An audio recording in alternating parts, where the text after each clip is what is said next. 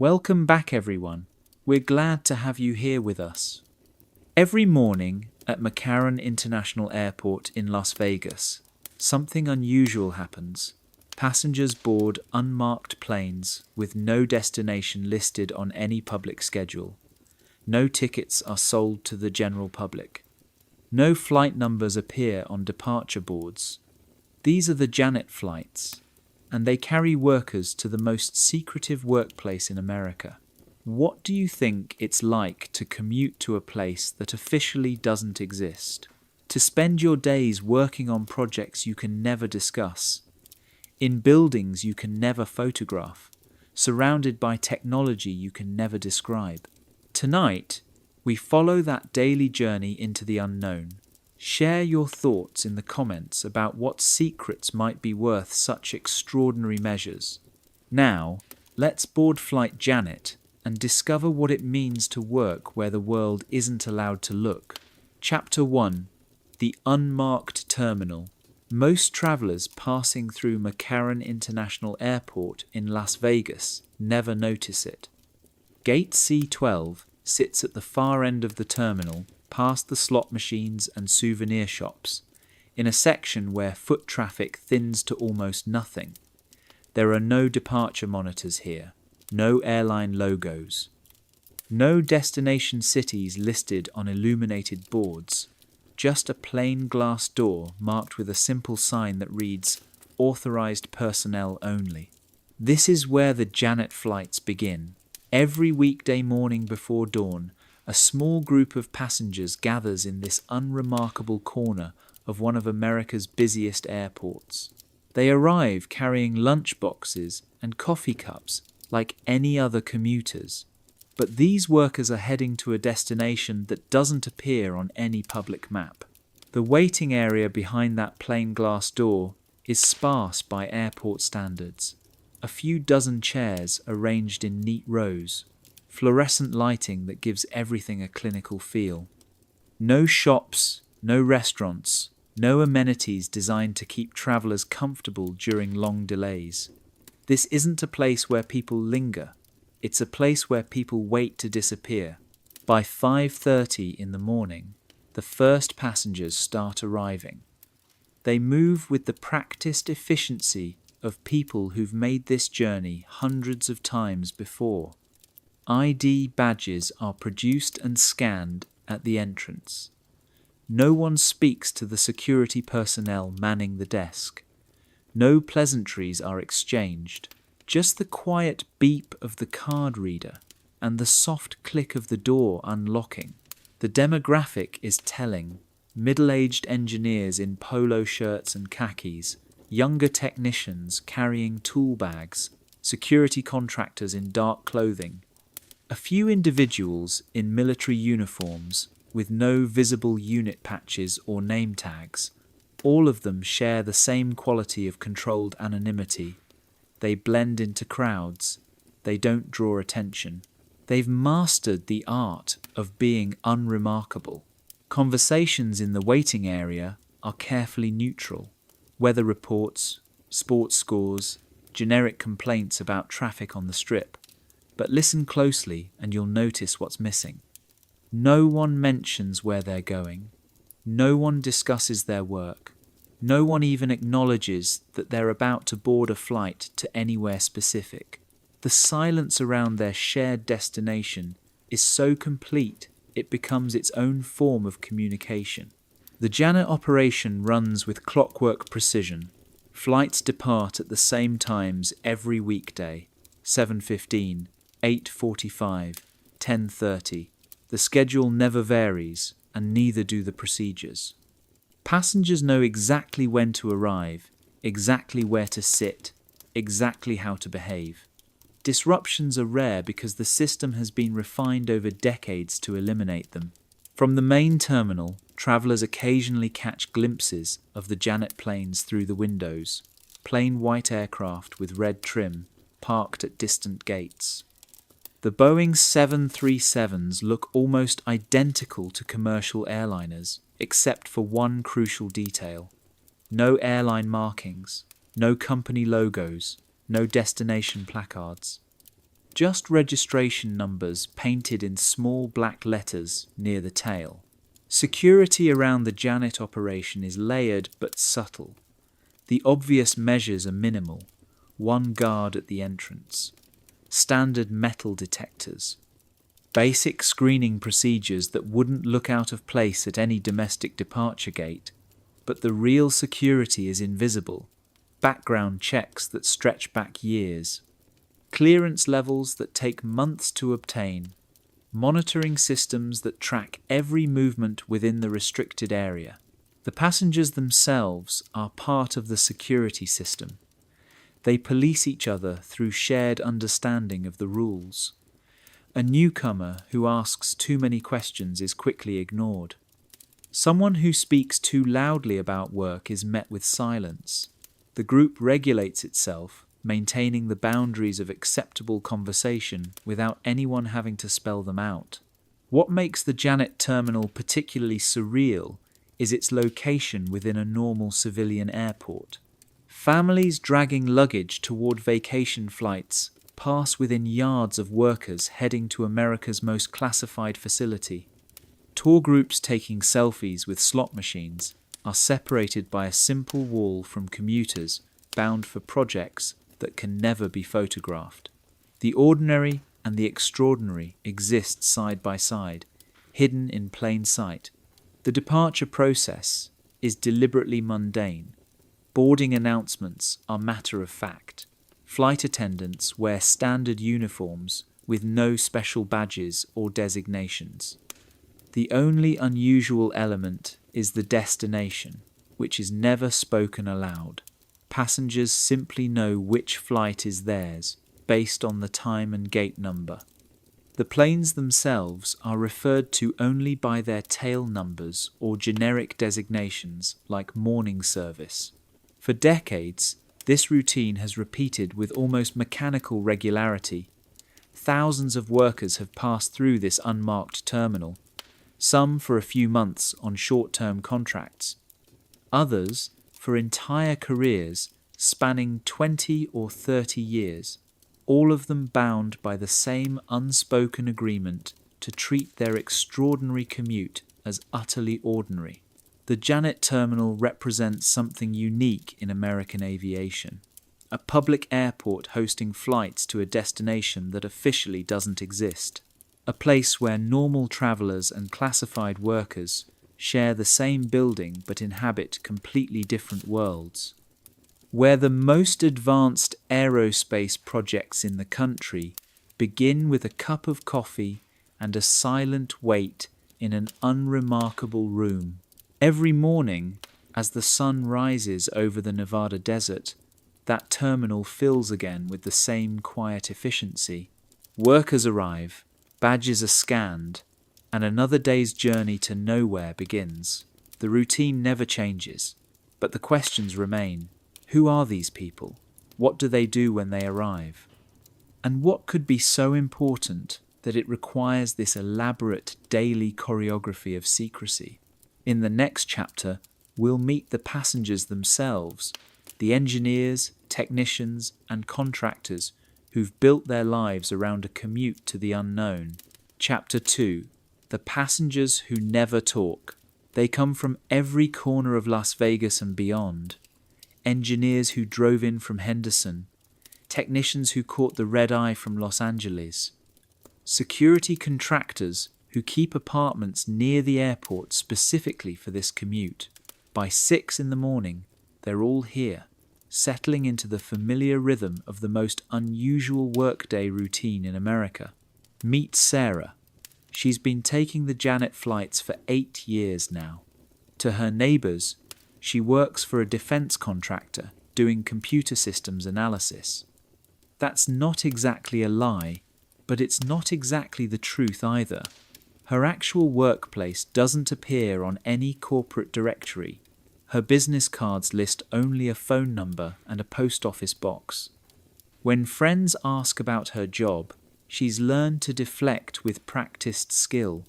Oh, you know, government contracts. Pretty boring stuff, really. The art of the non-conversation has become second nature to Janet passengers. they've developed an entire vocabulary of deflection. Vague references to test programs and developmental projects, generic mentions of secure facilities and classified work.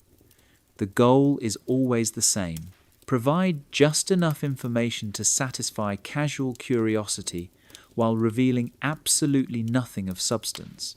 Then there's Mike, a mechanical engineer who's been making this flight since 1997. His wife knows he works at Nellis Air Force Base. That's technically accurate, since the Janet flights are operated under Nellis oversight. But Nellis itself covers thousands of square miles of restricted Nevada desert, and Mike's actual workplace is in a section that doesn't officially exist. His family has learned not to ask too many questions. They know the rules without ever having them explained. The demographics of Janet passengers tell their own story. Aerospace engineers in their 40s and 50s, at the peak of their careers. Recent graduates from MIT and Stanford, recruited for projects they can't discuss with their professors. Former military personnel transitioning to civilian roles that still require top-secret clearances. Contract workers from major defense companies, temporarily assigned to unnamed projects. What unites them isn't just their destination, but their shared understanding of compartmentalization. Information is strictly need to know, and very few people need to know everything. A propulsion specialist might work for months on engine components without ever seeing the aircraft they're designed for. An electronics technician could install systems without understanding their ultimate purpose. Even senior engineers often know only their piece of much larger puzzles. The psychological profile of Janet passengers is distinctive. These are people comfortable with ambiguity, able to function professionally while knowing that key information will always be withheld. They're detail-oriented enough to work on cutting-edge technology, but flexible enough to operate within extreme security constraints. Most importantly, they're trustworthy in a way that goes beyond simple background checks. They understand that some secrets are worth keeping. Consider the case of Robert, a materials scientist who's been taking Janet flights for over a decade. His area of expertise involves analyzing unusual alloys and composites. Some of the materials he works with have properties that don't appear in any published research. Others seem to defy conventional understanding of metallurgy. When he goes home to his family, he talks about stress testing and thermal analysis. What he doesn't mention are the samples that don't behave like anything in his textbooks. The strain of living a double life affects different passengers in different ways. Some compartmentalize so effectively that they rarely think about the contradiction between their public and private work lives.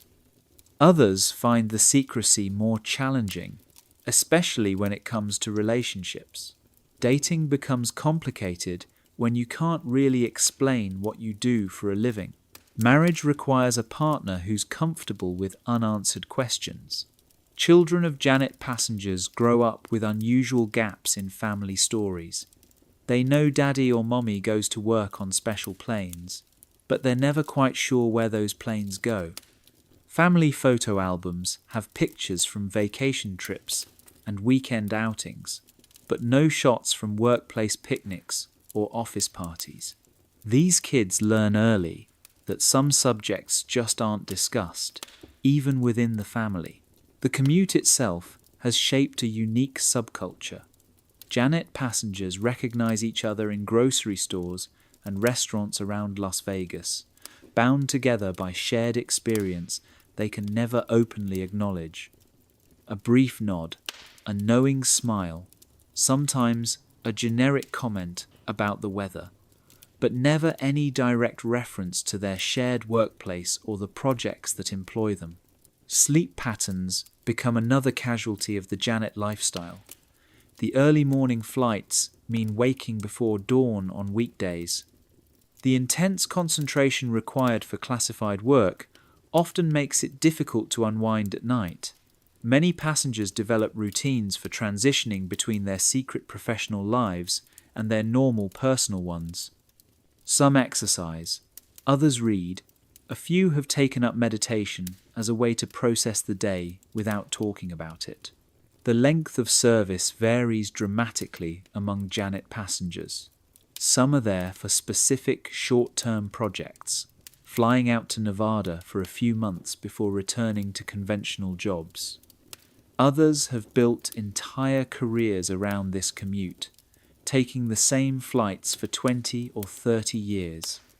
A select few have been making the journey since the early 1980s, when the Janet operation was much smaller and even more secretive than it is today. What happens when Janet passengers retire is another layer of the mystery. The security clearances that define their working lives don't simply expire. The non-disclosure agreements they've signed often extend for decades beyond their employment. Even in retirement, they remain bound by the same rules of silence that governed their active careers. Their secrets follow them home, becoming permanent parts of their personal histories. The human cost of extreme secrecy is rarely discussed, but it's real. Janet passengers live with a constant awareness that their work lives and personal lives must remain separate. They become experts at changing the subject, deflecting questions, and maintaining the careful boundaries that protect classified information. Over time, this compartmentalization can become so automatic that it shapes how they relate to everyone, even family members with no security clearance to protect. And yet, despite the isolation and the constraints, most Janet passengers remain remarkably loyal to their unusual employment. They take pride in work they can never describe publicly. They find satisfaction in solving problems they can never discuss at dinner parties. They've chosen to be part of something larger than themselves, even when the true scope of that something remains hidden from public view. Tomorrow morning, they'll wake before dawn again. They'll drive to McCarran Airport, pass through the unmarked terminal, and board another Janet flight to nowhere official. And they'll do it all without ever saying where they're really going. In the next chapter, we step aboard those white planes and experience the flight itself, the moment when Las Vegas disappears behind and the Nevada desert opens ahead. Chapter 3. Boarding the White Planes. At 7:15 sharp, the boarding announcement echoes through the Janet terminal. No destination is mentioned, no flight number is called, just a simple statement that the morning service is ready for departure. Passengers rise from their seats with the synchronized movement of people who've heard this announcement hundreds of times before. The aircraft waiting outside is a Boeing 737, but it looks unlike any commercial airliner you've ever seen. The fuselage is painted in plain white with a thin red stripe running along the windows. No airline logos, no colourful tail designs, no promotional decals advertising vacation destinations. Just a registration number painted in small black letters near the rear landing gear, N279J. One of nearly a dozen identical aircraft that make up the Janet fleet. The boarding process is deliberately unremarkable. Passengers form a loose line at the gate door. No assigned seating, no first-class priority, no frequent flyer announcements. Everyone simply walks across the tarmac and climbs the mobile stairs that have been positioned at the aircraft's forward door. The only unusual element is the complete absence of anyone taking photographs. No selfies with the plane, no shots of the unusual white livery. The unspoken understanding is absolute. Inside, the cabin configuration is standard commercial layout. 3 seats on each side of a single aisle, blue fabric upholstery that's been chosen more for durability than style. Overhead bins for carry-on luggage. Reading lights and air vents positioned exactly where you'd expect them. The only indication that this isn't a normal commercial flight is the lack of safety cards in the seatback pockets and the absence of any airline branding on the interior fixtures. The flight attendants are professionals drawn from major commercial carriers, contracted specifically for the Janet operation. They wear standard navy blue uniforms with simple name tags, no special badges or designations that would indicate the unusual nature of their route. During the safety briefing, they mention emergency procedures and flotation devices just like any other domestic flight. What they don't mention is where the plane is going or what to expect upon arrival. As passengers settle into their seats, the cabin fills with the familiar sounds of any commercial flight. Overhead bins clicking shut, seatbelts fastening. The quiet hum of conversations about weekend plans and weather forecasts. But listen more carefully and you'll notice what's missing. No discussions of connecting flights. No mentions of hotel reservations or rental cars. No speculation about arrival times or ground transportation. The destination remains unspoken, even among passengers who make this journey every working day. The pre-flight routine is identical to commercial aviation standards. Safety demonstrations proceed exactly as mandated by federal regulations. Flight attendants point out emergency exits and demonstrate the use of oxygen masks. Passengers are reminded to turn off electronic devices and return their seats to the upright position. The only difference is the aircraft's registration with military air traffic control rather than the FAA's civilian system. Taxi and takeoff follow normal procedures.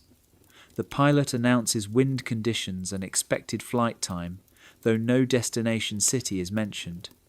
The Boeing 737 rolls down McCarran's main runway and lifts off toward the northeast, banking gently away from the Las Vegas Strip. Within minutes, the glittering casinos and hotels disappear behind the aircraft's wing, replaced by the vast emptiness of the Mojave Desert. The flight crew maintains professional standards throughout the journey.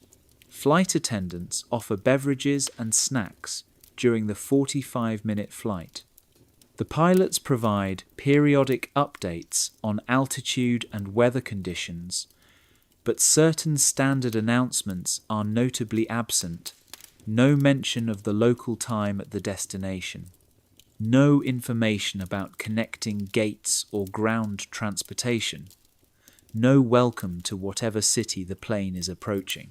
The cabin atmosphere during Janet flights is unique in commercial aviation. Passengers read newspapers or technical journals. Some review work documents, though anything classified remains securely locked away. Others simply stare out the windows at the passing desert landscape. Conversations are minimal and carefully neutral. The shared understanding of secrecy creates a buffer of silence that's both comfortable and slightly unnerving. Window seats offer a view that few civilians ever see.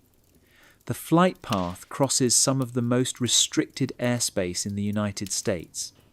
Passengers look down on military ranges where advanced weapons are tested. They pass over areas marked on aeronautical charts as prohibited zones. Some of the terrain below is completely off-limits to unauthorized aircraft, visible only to those with the proper clearances and legitimate need to be there. The aircraft themselves are maintained to commercial aviation standards, but with additional security modifications. Certain communication equipment has been upgraded to military specifications. Navigation systems include encrypted transponders that identify the flights to air traffic controllers without revealing specific details to civilian radar operators. The planes can operate in both civilian and military airspace seamlessly, crossing between systems without the usual complications of mixed jurisdiction. As the flight progresses, the landscape below becomes increasingly desolate. The last signs of civilian development disappear behind the aircraft. Roads become dirt tracks, then vanish entirely. Water sources are few and far between. The desert stretches in all directions, broken only by distant mountain ranges and the occasional military installation. This is the Nevada Test and Training Range, one of the largest restricted areas in the continental United States. The descent begins without announcement. Passengers feel the subtle change in engine pitch and the gentle forward tilt that indicates the start of approach procedures. Through the windows, a few structures become visible on the desert floor. Buildings that don't appear on any public map, runways that aren't listed in civilian aviation directories. This is the moment when the abstract concept of Area 51 becomes physical reality. Final approach is conducted with the same precision as any commercial landing. The Boeing 737 lines up with a runway that's longer and wider than most civilian airports require. The touchdown is smooth and professional. As the aircraft rolls to a stop, passengers can see other planes parked on the tarmac, more white Janet aircraft, military transports. A few shapes under protective covers that could be anything from experimental drones to classified prototypes. The engines wind down. Seat belt signs turn off. Passengers begin gathering their belongings with the same practiced efficiency they showed during boarding. But now they're no longer in Nevada. Officially, they're nowhere at all.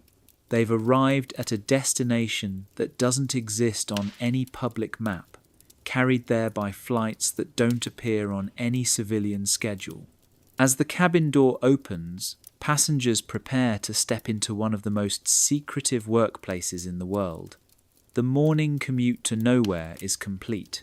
Another day at the facility that officially doesn't exist is about to begin. In the next chapter, we follow that descent over the restricted desert and experience what it's like to approach the most secret airstrip in America. Chapter 4: Flight Path Over the Desert. 20 minutes into the flight, the last traces of civilization vanish beneath the wings of the Boeing 737. The suburban sprawl of Henderson fades first into scattered ranch properties, then isolated mining claims, and finally, nothing but empty desert stretching endlessly to the horizon. This moment marks an invisible boundary crossed, the entry into the most restricted airspace in the entire United States. From the window seats, the story of increasing secrecy unfolds below. Interstate 15 snakes northeast toward Utah, carrying civilian traffic that will never glimpse the mysteries lying ahead. But the Janet flight continues on a different course, following a carefully planned route designed to avoid populated areas entirely. This flight path prioritizes discretion, traversing terrain where an aircraft can fly for miles without being observed from the ground. Viewed from 30,000 feet, the Nevada desert appears almost alien, vast expanses of tan and grey earth, punctuated by rugged mountain ranges that cast long shadows over empty valleys. Water is scarce and precious here, visible only as thin lines of green vegetation following seasonal streams or marking the locations of hidden springs. This harsh landscape, shaped by geological forces over millions of years, creates natural barriers ideal for concealing human activities. Passengers who have made this journey many times recognize certain landmarks, signaling progress toward the classified destination. Indian Springs appears as a small cluster of buildings beside a military airfield. Creech Air Force Base sprawls across several square miles, its runways and hangars clearly visible from altitude. These are the last official installations passengers will see before entering the truly secret portions of the Nevada Test and Training Range. The restricted airspace begins without fanfare. No visible boundaries mark the ground, no fences, no warning signs discernible from cruising altitude. Yet air traffic controllers operating from classified locations now track the Janet flight's progress through zones where unauthorized aircraft are forbidden. The Boeing 737 has entered what pilots call special use airspace, areas where normal aviation rules simply do not apply. Below, the terrain becomes increasingly desolate. Few dirt roads cross this forbidding landscape, and those that do lead nowhere civilians are allowed to go. Military ranges stretch for hundreds of square miles, marked only by occasional impact craters and the geometric patterns of bombing targets. Here, some of the most advanced weapons in the American arsenal are tested, far from populated areas where their capabilities might be observed or documented. The flight crew maintains radio contact with controllers whose call signs appear nowhere in public directories. Communications are brief and professional, employing coded references that reveal nothing about the aircraft's destination or purpose. Passengers occasionally catch snippets of these transmissions through the cabin audio system, cryptic exchanges that serve as constant reminders of how far they have travelled from the normal world of commercial aviation. Mountain ranges rise from the desert floor like islands of stone and sparse vegetation. The Spring Mountains, the Sheep Range, the Desert Range. Each mountain range possesses its own character, sculpted by wind and water into unique formations that serve as navigational landmarks for aircraft flying through this empty sky. Between these ranges lie flat valleys, where the only signs of human presence are occasional straight dirt roads or geometric shapes of abandoned mining operations.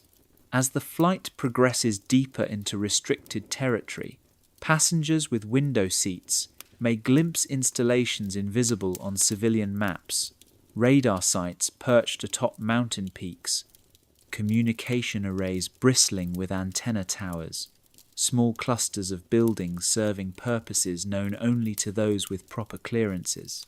Each facility is connected to the others through a secure network, maintaining constant surveillance over this vast area. The geology of central Nevada tells its own story of secrecy. The region is riddled with natural underground formations expanded and modified for classified uses. Caverns carved by ancient water flows, tunnels excavated by decades of mining, and rocky formations that provide natural cover for sensitive installations.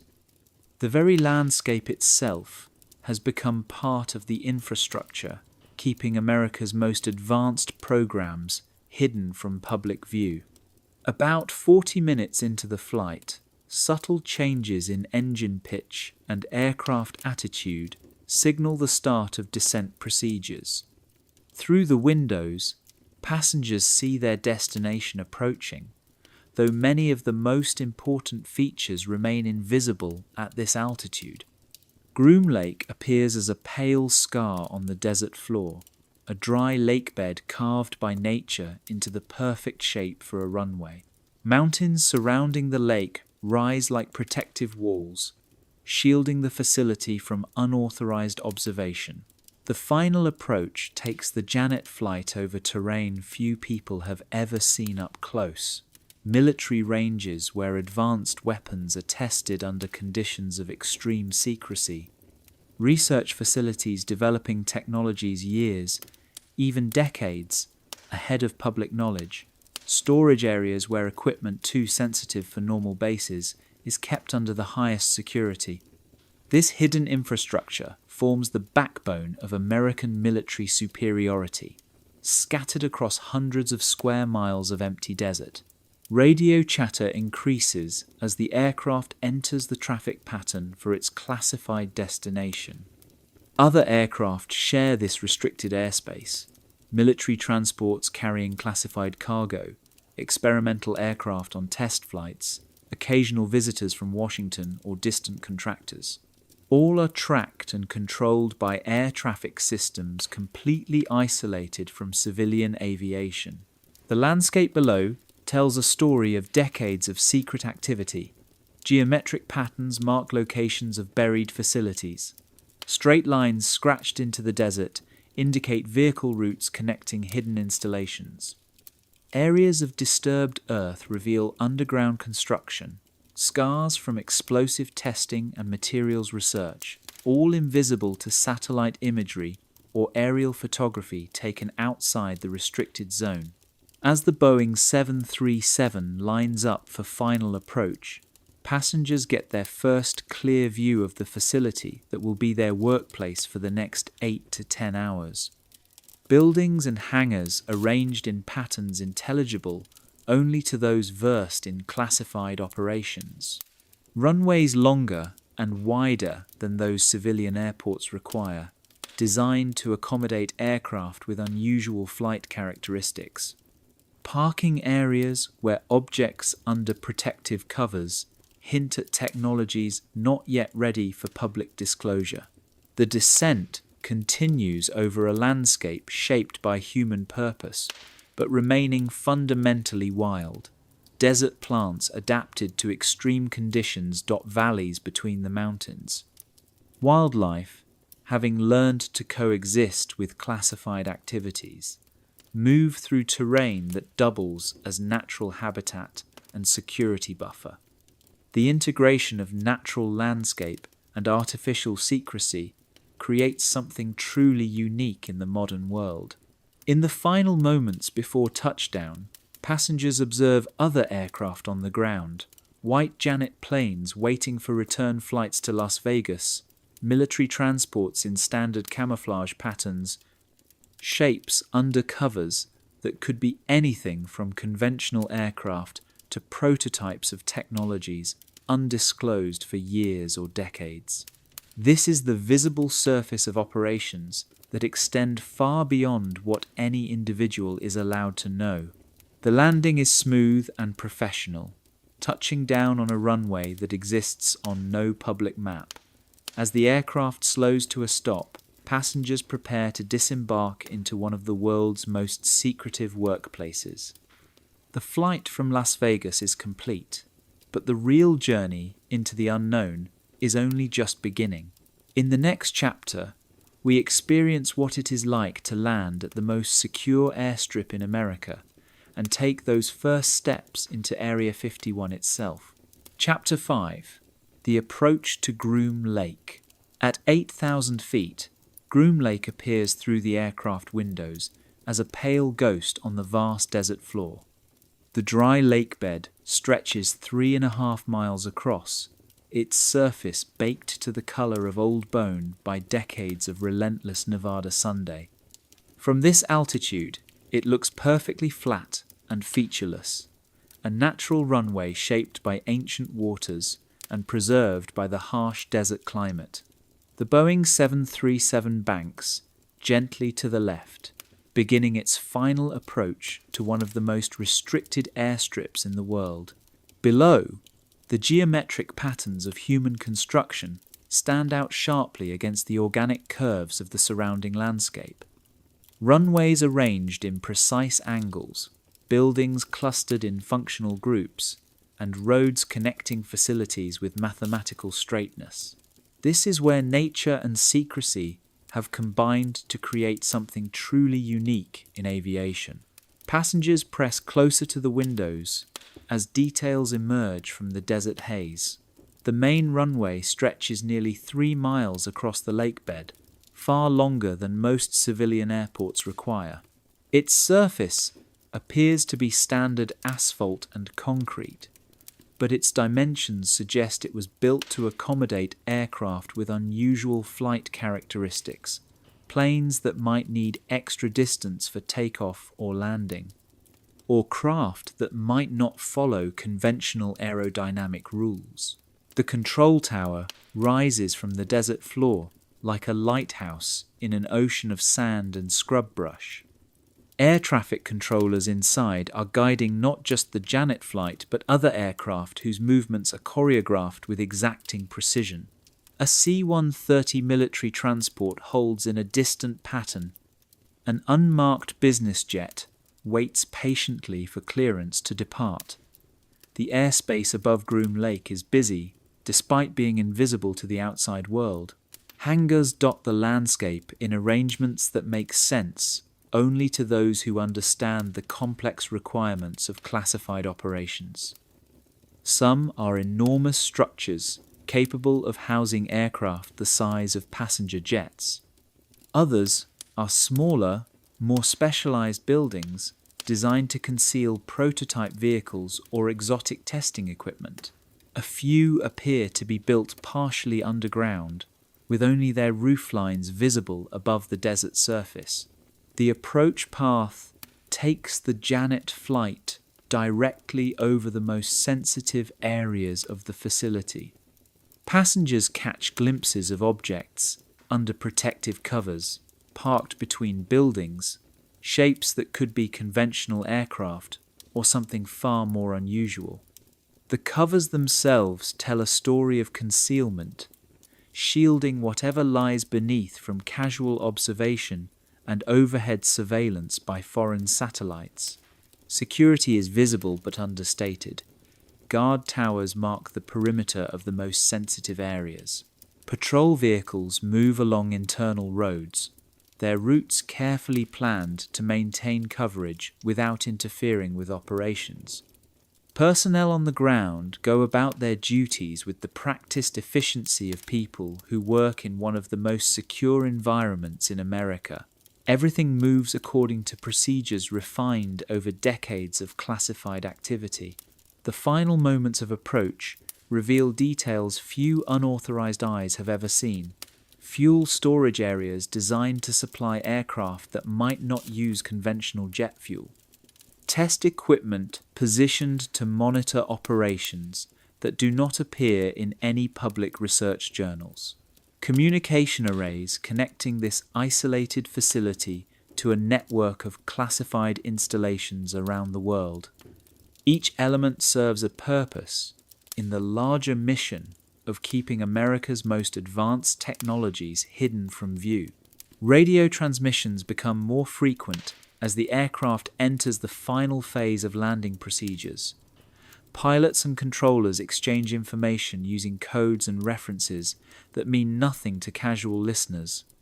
Wind conditions, runway status, and traffic advisories are communicated in the professional language of aviation, but with an added layer of security that governs all operations in this restricted airspace. The landing gear extends with the familiar mechanical sounds of any commercial aircraft. Flaps deploy to create additional lift at slower speeds. The Boeing 737 settles into the final approach angle, lined up perfectly with a runway that exists on no public aviation chart. Through the windows, passengers watch the pale surface of Groom Lake rushing toward them, marked with geometric patterns that guide pilots during landing. The moment of touchdown is both ordinary and extraordinary.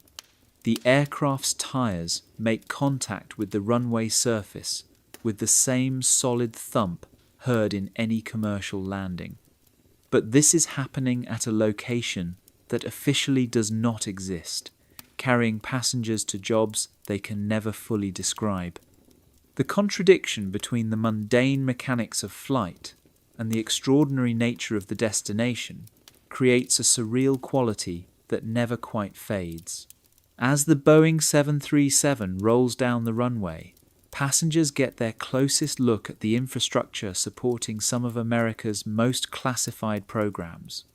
Fire and rescue vehicles are positioned strategically, ready to respond to any emergency. Ground support equipment waits to service aircraft that might require specialized maintenance. Personnel in various uniforms move with purpose between buildings and vehicles, each focused on their specific role in the larger operation. The aircraft taxis toward a parking area where other Janet planes wait for return flights to Las Vegas. The white fuselages with red trim create an oddly cheerful contrast against the stark desert landscape. These aircraft are the visible symbol of an operation that brings hundreds of workers to this remote location every workday, maintaining the human infrastructure that keeps classified programs running smoothly. Engine shutdown procedures begin as the Boeing 737 reaches its assigned parking position. The familiar sounds of systems powering down mark the end of another routine flight to the most extraordinary workplace in America. Passengers begin gathering their belongings, preparing to disembark into an environment where every movement is monitored and every conversation might be overheard. The cabin door opens to reveal a world that exists parallel to normal American life. Ground personnel, dressed in standard aviation uniforms, guide passengers toward waiting buses. The air outside carries the scent of desert sage and the faint chemical smell of jet fuel. In the distance, mountains rise like natural walls, providing the geographic isolation that makes this level of secrecy possible. As passengers file down the aircraft stairs, they step into one of the most restricted environments in the continental United States. The tarmac beneath their feet covers ground that has witnessed decades of secret operations. The buildings around them house technologies that might not be revealed to the public for years or even decades. The very air they breathe is part of an atmosphere of controlled information and compartmentalized knowledge. Welcome buses wait to transport workers to their assigned areas within the facility. The drivers wear no special uniforms or badges, indicating the unusual nature of their passengers' workplace. Like everything else about the Janet operation, the ground transportation balances functional efficiency with absolute discretion.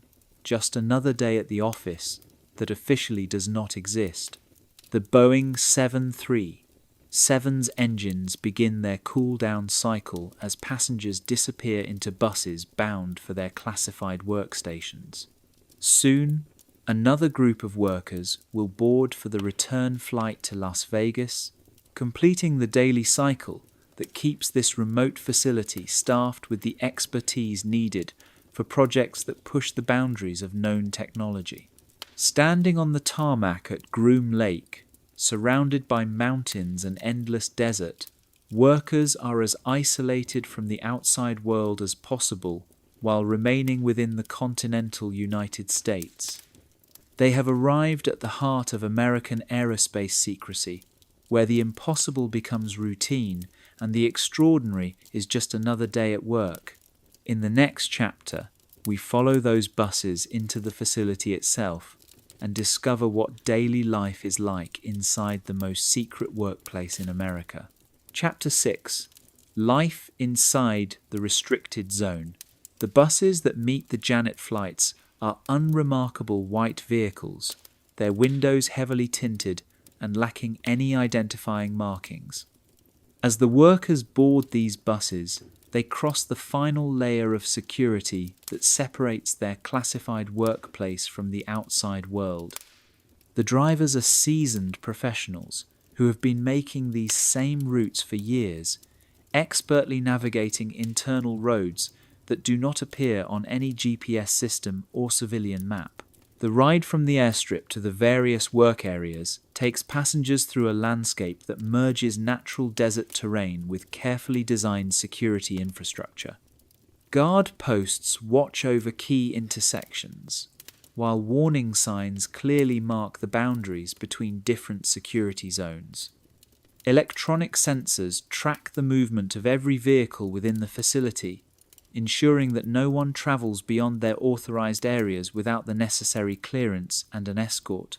Different buses follow distinct routes, depending on the clearance levels and work assignments of their passengers.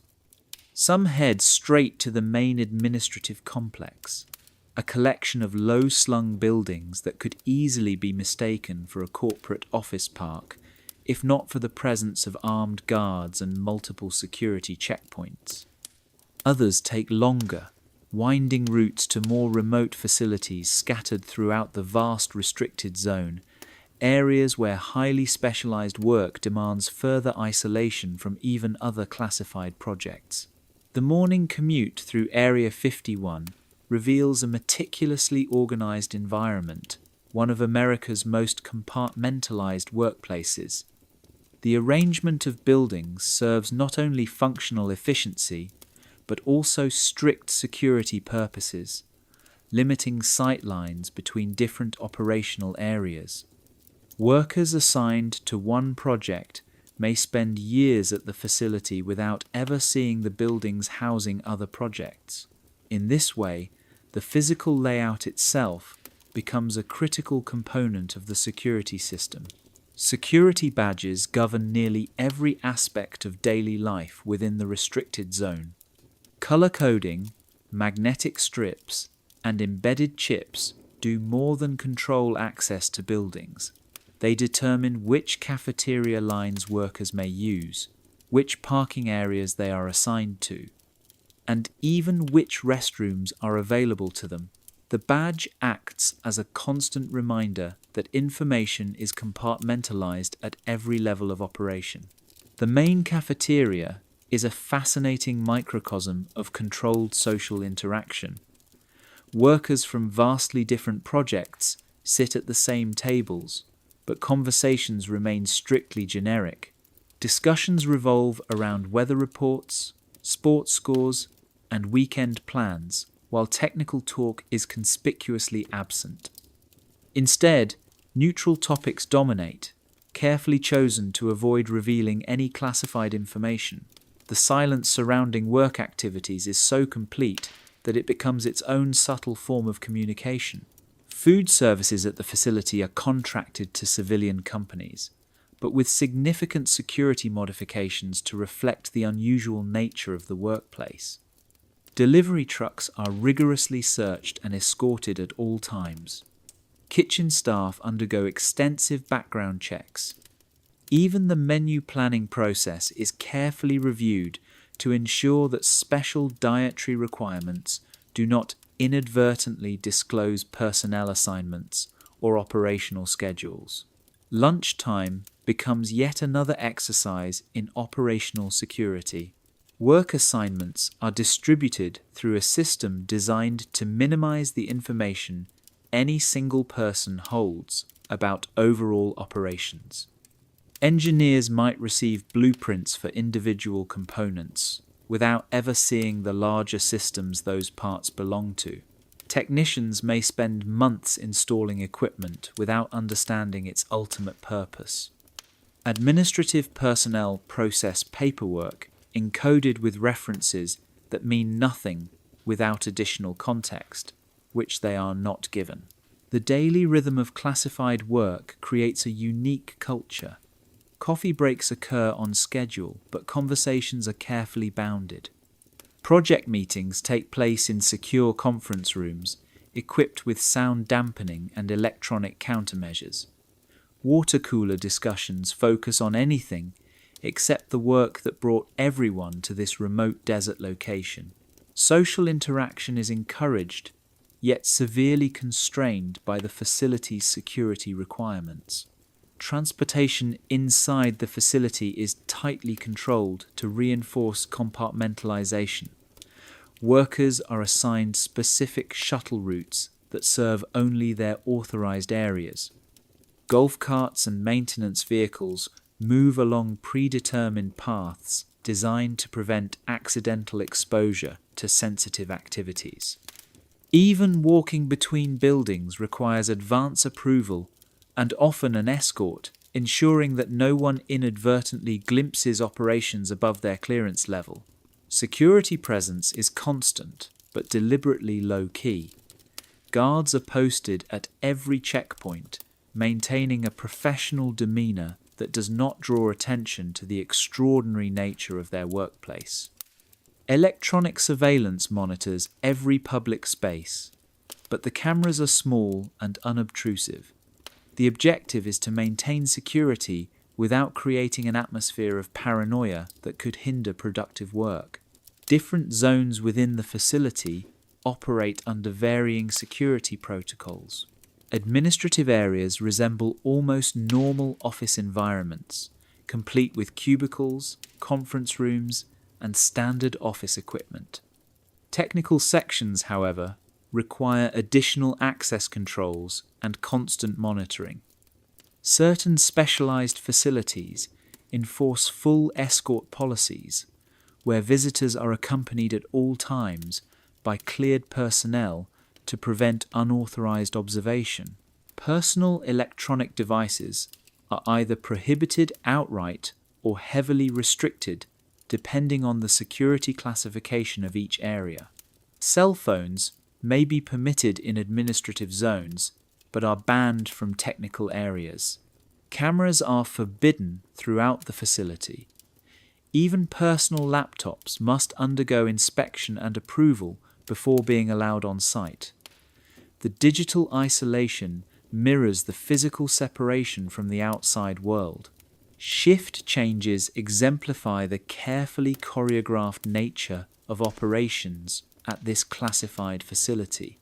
Workers from different projects are scheduled to minimize interaction between groups working on unrelated tasks.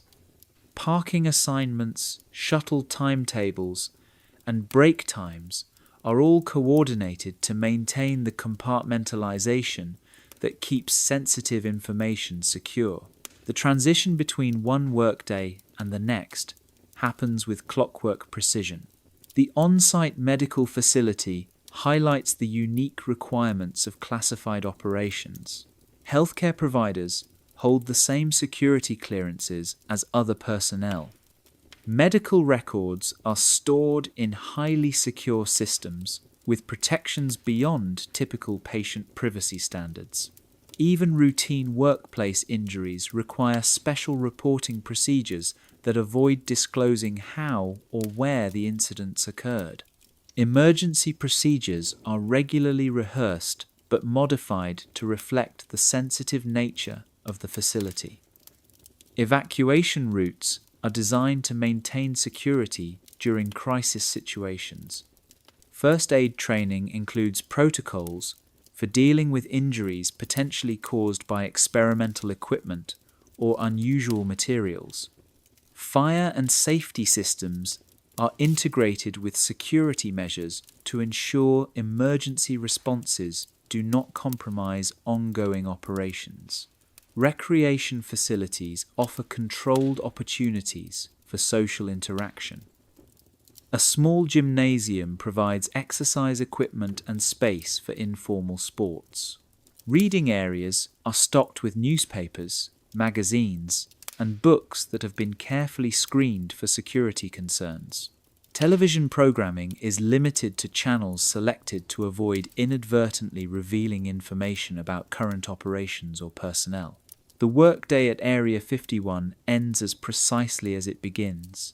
Shift supervisors ensure all classified materials are secured before personnel are cleared to leave. Computer systems are logged off and locked down. Workspaces are inspected to confirm no sensitive information remains exposed. Only after these measures are complete are workers authorized to board the return buses that take them back to the airstrip. As the afternoon Janet flights prepare to depart, employees retrace their morning journey through the facility's complex security zones. Badges are scanned at final checkpoints. Personal belongings undergo last security reviews. The buses ferry workers back to the airstrip, completing another daily cycle that keeps America's most secretive workplace staffed and operational. The return trip offers a brief mental transition, allowing workers to shift from their secret professional lives back to their ordinary personal ones. Soon, they will board the white aircraft for the flight back to Las Vegas, rejoining the civilian world that remains completely unaware of how they spend their working days. In the next chapter, we will explore what these workers actually do during their classified shifts and the types of projects that demand such extraordinary security measures. Chapter 7. What the workers really do. Beyond the heavily guarded checkpoints and tightly controlled briefings, the actual work performed at Area 51 covers a wide range of activities, from routine maintenance tasks to cutting-edge projects that challenge the limits of known technology. Most employees carry out jobs that, on the surface, resemble those found at any major aerospace or defense facility: aircraft maintenance, systems testing, administrative support, and logistics coordination. What sets these roles apart, however, is not just what the workers do, but where they do it, and, perhaps more importantly, what they are forbidden to discuss. At one end of this spectrum are the maintenance crews responsible for servicing the Janet flights themselves.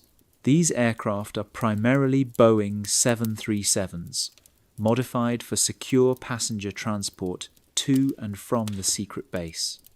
The technicians carry out standard commercial aviation procedures, pre-flight inspections, engine tune-ups, avionics tests, and all the routine tasks needed to keep these jets airworthy. The only unusual factor is the level of security clearance required to work on aircraft destined for a location that officially does not exist. These workers know every nut and bolt of the planes, yet they are under strict orders never to reveal the destination or identity of those aboard. More complex are the aircraft testing programs conducted at the facility. Some involve conventional military planes being put through rigorous evaluations under controlled conditions. Pilots maneuver standard fighters and transport aircraft in ways that test performance limits or new equipment configurations, while flight test engineers analyze the resulting data using familiar aerospace methods. In these cases, the secrecy lies in the specific capabilities being tested, not necessarily in the aircraft themselves. However, other testing initiatives go far beyond conventional aviation. Here, the technology itself becomes highly classified and often defies conventional understanding. Stealth aircraft, for example, are engineered with radar signatures so minuscule that they are virtually invisible to detection systems. Unmanned aerial vehicles perform maneuvers impossible for any human pilot to survive. Propulsion systems operate on principles absent from typical engineering textbooks. Employees assigned to such projects often find themselves working with equipment that pushes the boundaries of what is considered physically and technologically feasible. The engineering staff at Area 51 includes specialists in fields that barely existed when the base was first established decades ago. Materials scientists experiment with composites possessing properties unlike anything found in commercial use, creating ultralight yet extraordinarily strong substances. Electronics engineers develop systems that combine technologies from vastly different disciplines, producing capabilities unknown to the broader public. Computer experts write software for applications that defy description in any academic journal. Despite their groundbreaking work, these specialists cannot share their findings with the wider scientific community due to stringent secrecy requirements. Research and development at the base sometimes involve reverse engineering foreign technology captured through intelligence operations. When adversaries develop new weapons or aircraft, samples occasionally arrive at Area 51 for detailed analysis. Teams of engineers and technicians carefully dismantle foreign equipment ranging from aircraft to electronic devices, to understand their design and functionality. This process demands extreme security because revealing what is being studied risks exposing critical intelligence sources. Many employees work on projects that exist at the intersection of multiple classified programs. For instance, a communications technician might install and maintain equipment linking separate facilities without ever fully grasping the purpose of the transmissions. Similarly, logistics coordinators arrange the shipment of sensitive materials between locations while remaining unaware of what these materials will ultimately be used for. Each role is essential, yet compartmentalization ensures individuals see only their small piece of a much larger, more complex puzzle. Administrative staff face their own unique challenges managing classified information. Personnel records must be meticulously maintained without revealing the true nature of employee assignments. Budget documents employ coded language to obscure the actual purpose of expenditures. Even routine office correspondence is written with extreme caution, using neutral terms to convey necessary information without risking security breaches. The mundane act of office work thus becomes a careful exercise in saying just enough while revealing as little as possible. Security personnel perform duties ranging from conventional guard work to highly specialized protection of sensitive assets. Some monitor perimeter fences and access checkpoints using standard methods adapted to the facility's unique requirements. Others receive training to respond to emergencies that could only arise in a location housing experimental technology. Their preparation includes scenarios unlike those encountered at typical military installations. Perhaps the most intriguing group of workers are those rumoured to handle projects involving technology not of human origin. Over the decades, various accounts have described personnel assigned to analyse materials and devices that defy known engineering principles. These workers report dealing with metals that are impossibly light yet incredibly strong, electronic systems operating without identifiable power sources, and control interfaces responding intuitively to human interaction. While such stories remain unconfirmed, they contribute to the enduring aura of mystery surrounding Area 51. Skeptics argue that all unusual technology at the facility could be explained by classified human research programs decades ahead of public knowledge. After all, the same base that developed the U-2 spy plane in the 1950s could easily be advancing aircraft and systems that appear impossible to outside observers. Advanced materials, exotic propulsion concepts, and revolutionary electronics might all seem alien without the proper technical background. Still, some employees insist their experiences go beyond even the most advanced human inventions. They describe projects where the basic principles of operation remain unclear despite months or years of study. Work environments where conventional engineering methods simply do not apply, forcing a complete reimagining of design and testing approaches. Equipment that appears to demonstrate properties challenging fundamental assumptions about physics. This exposure to truly exotic technology can create significant psychological stress. Engineers trained in traditional methods sometimes struggle to adapt to systems that defy established rules. Technicians familiar with understanding how equipment works may find themselves operating devices they cannot fully explain. The resulting cognitive dissonance can lead to isolation and frustration, especially as workers cannot discuss their experiences with anyone outside their immediate team.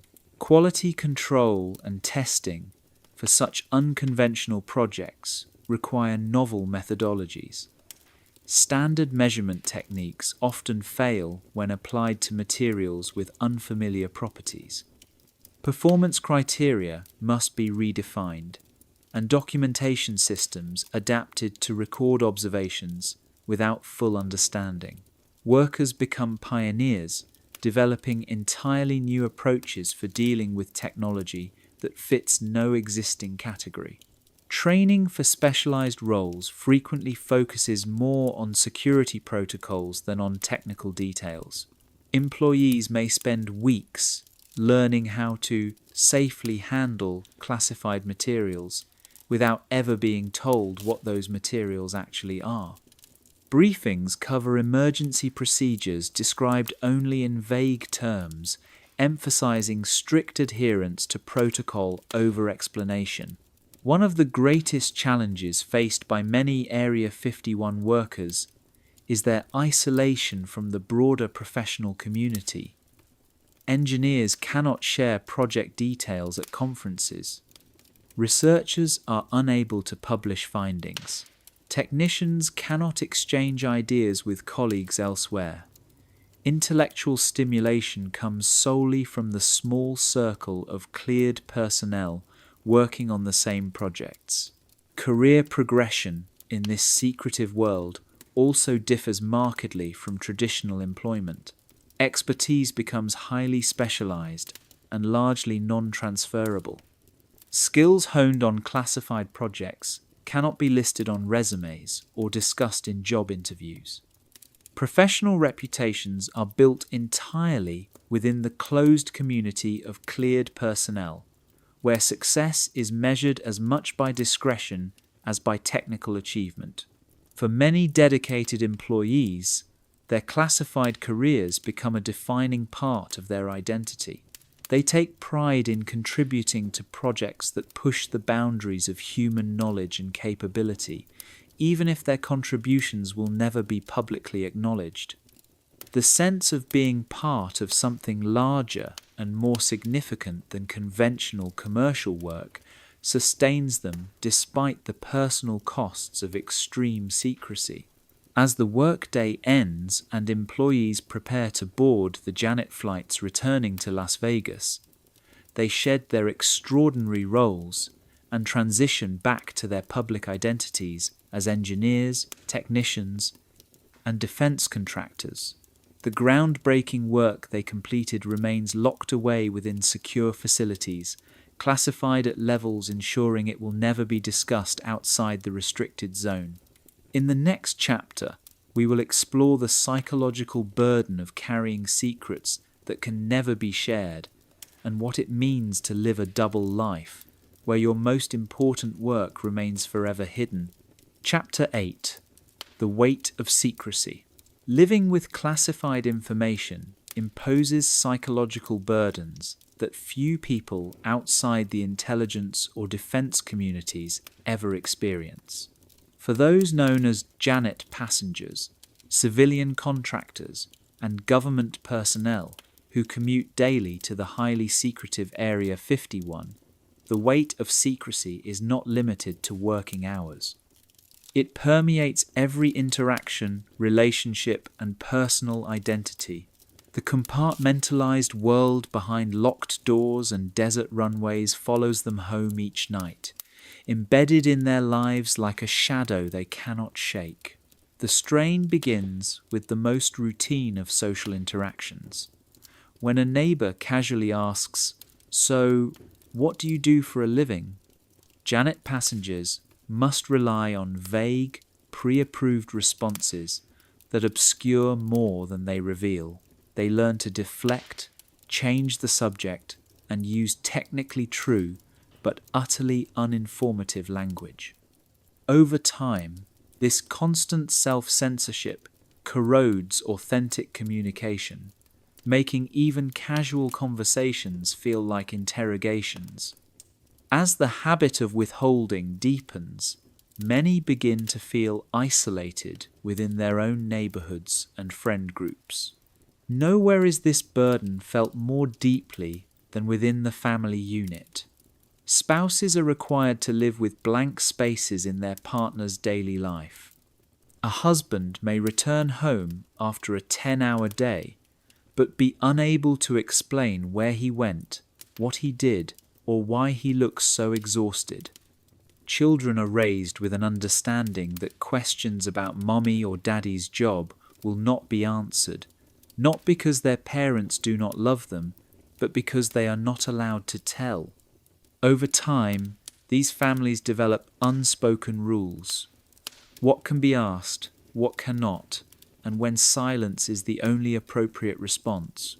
Dinner table conversations become exercises in restraint, carefully avoiding classified landmines that lie just beneath the surface. Being married to someone with a classified career demands extraordinary patience and trust. There is no visiting the office, no meeting the co-workers, no hearing about workplace frustrations or triumphs in any meaningful detail. Spouses must become comfortable with uncertainty, even during times of obvious stress. When a partner is withdrawn or distracted, the cause must be inferred rather than explained. Traditional coping mechanisms, venting after work, seeking advice, or sharing in professional pride, simply do not exist. Some relationships adapt and even thrive under these conditions. In place of words, couples develop intuition. A glance, a change in tone, or an unusual silence becomes meaningful. Partners learn to provide support without demanding understanding. They find a kind of intimacy in protecting secrets together, taking pride in bearing the invisible weight of national security alongside their loved one. The secrecy itself becomes a bond, but for many, the pressure proves too great. The inability to share even the broadest outline of one's professional life creates emotional distance. Trust may falter. Spouses may feel shut out, not only from the details of their partner's work, but from the core of who that partner is. In extreme cases, the isolation leads to breakdowns in communication, resentment, or even separation. Children, too, grow up under this quiet veil.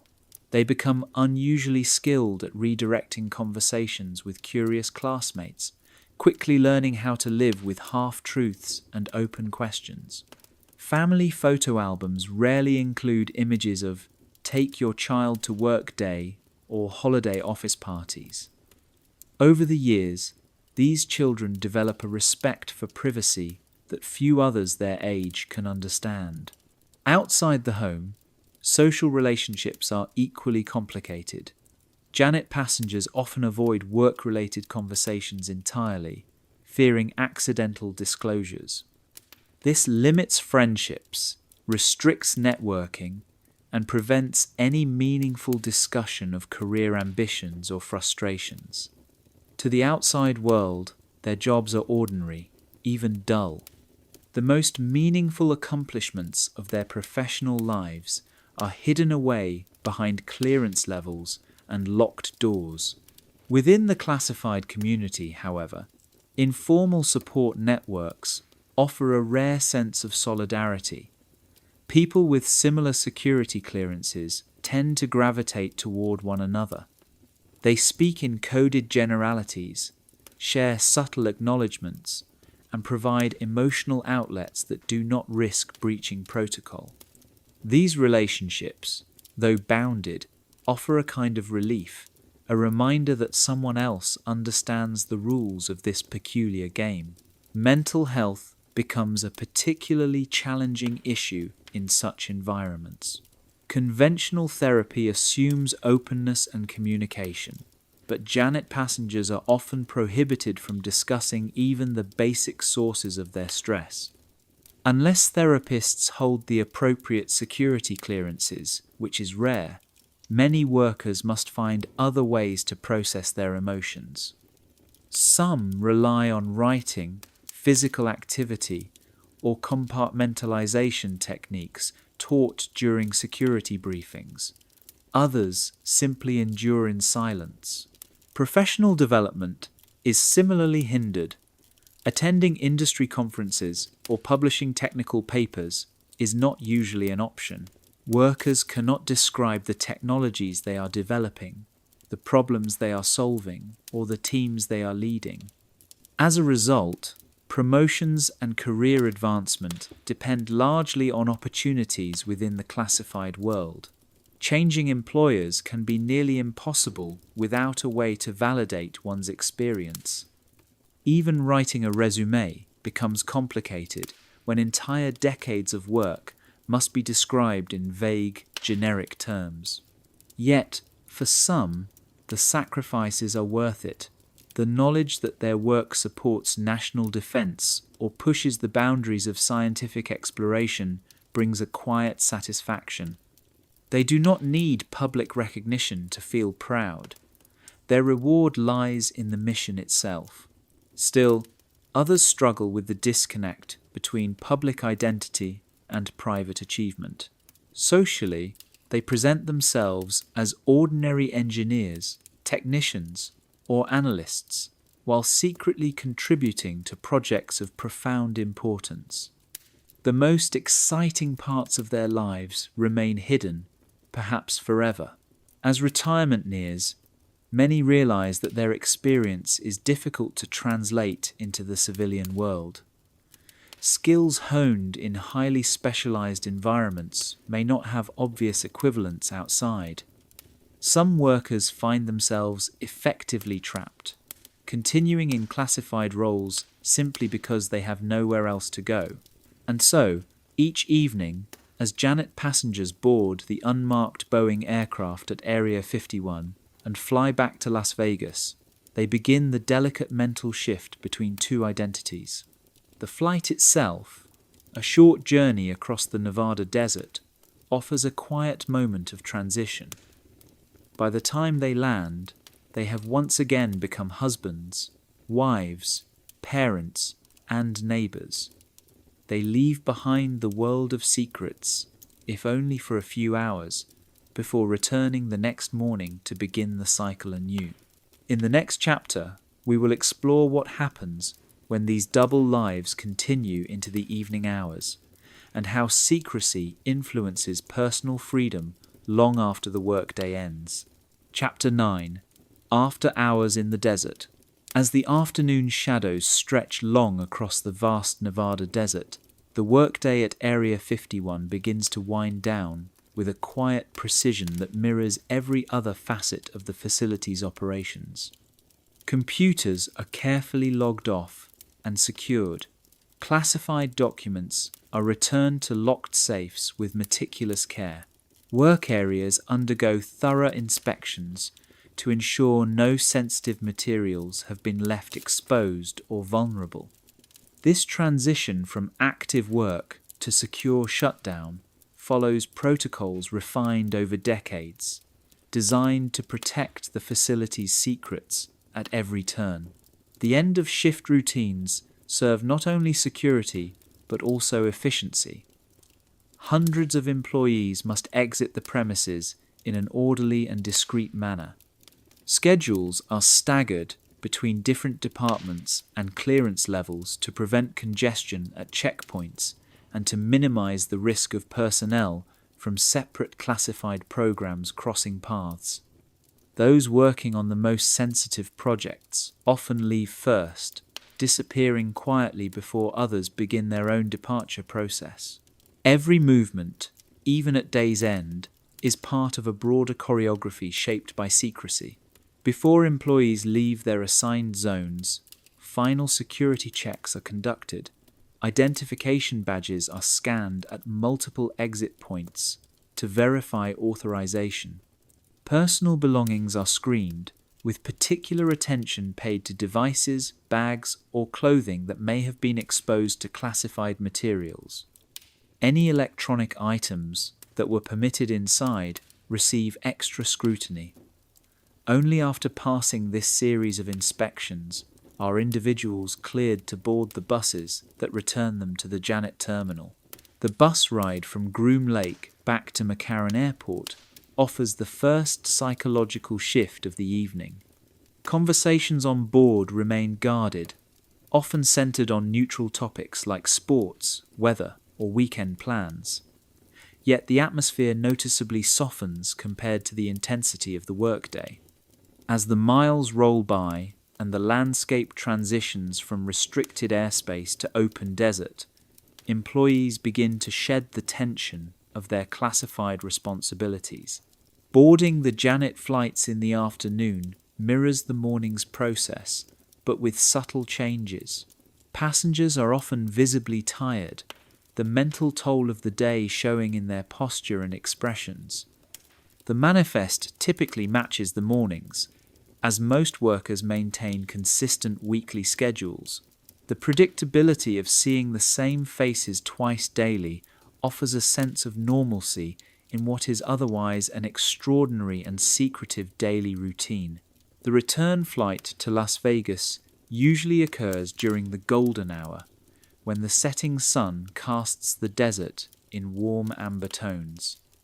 From the windows of the white aircraft, passengers glimpse the vast restricted zone receding behind them, endless stretches of earth, hiding technologies and projects unknown to the rest of the world.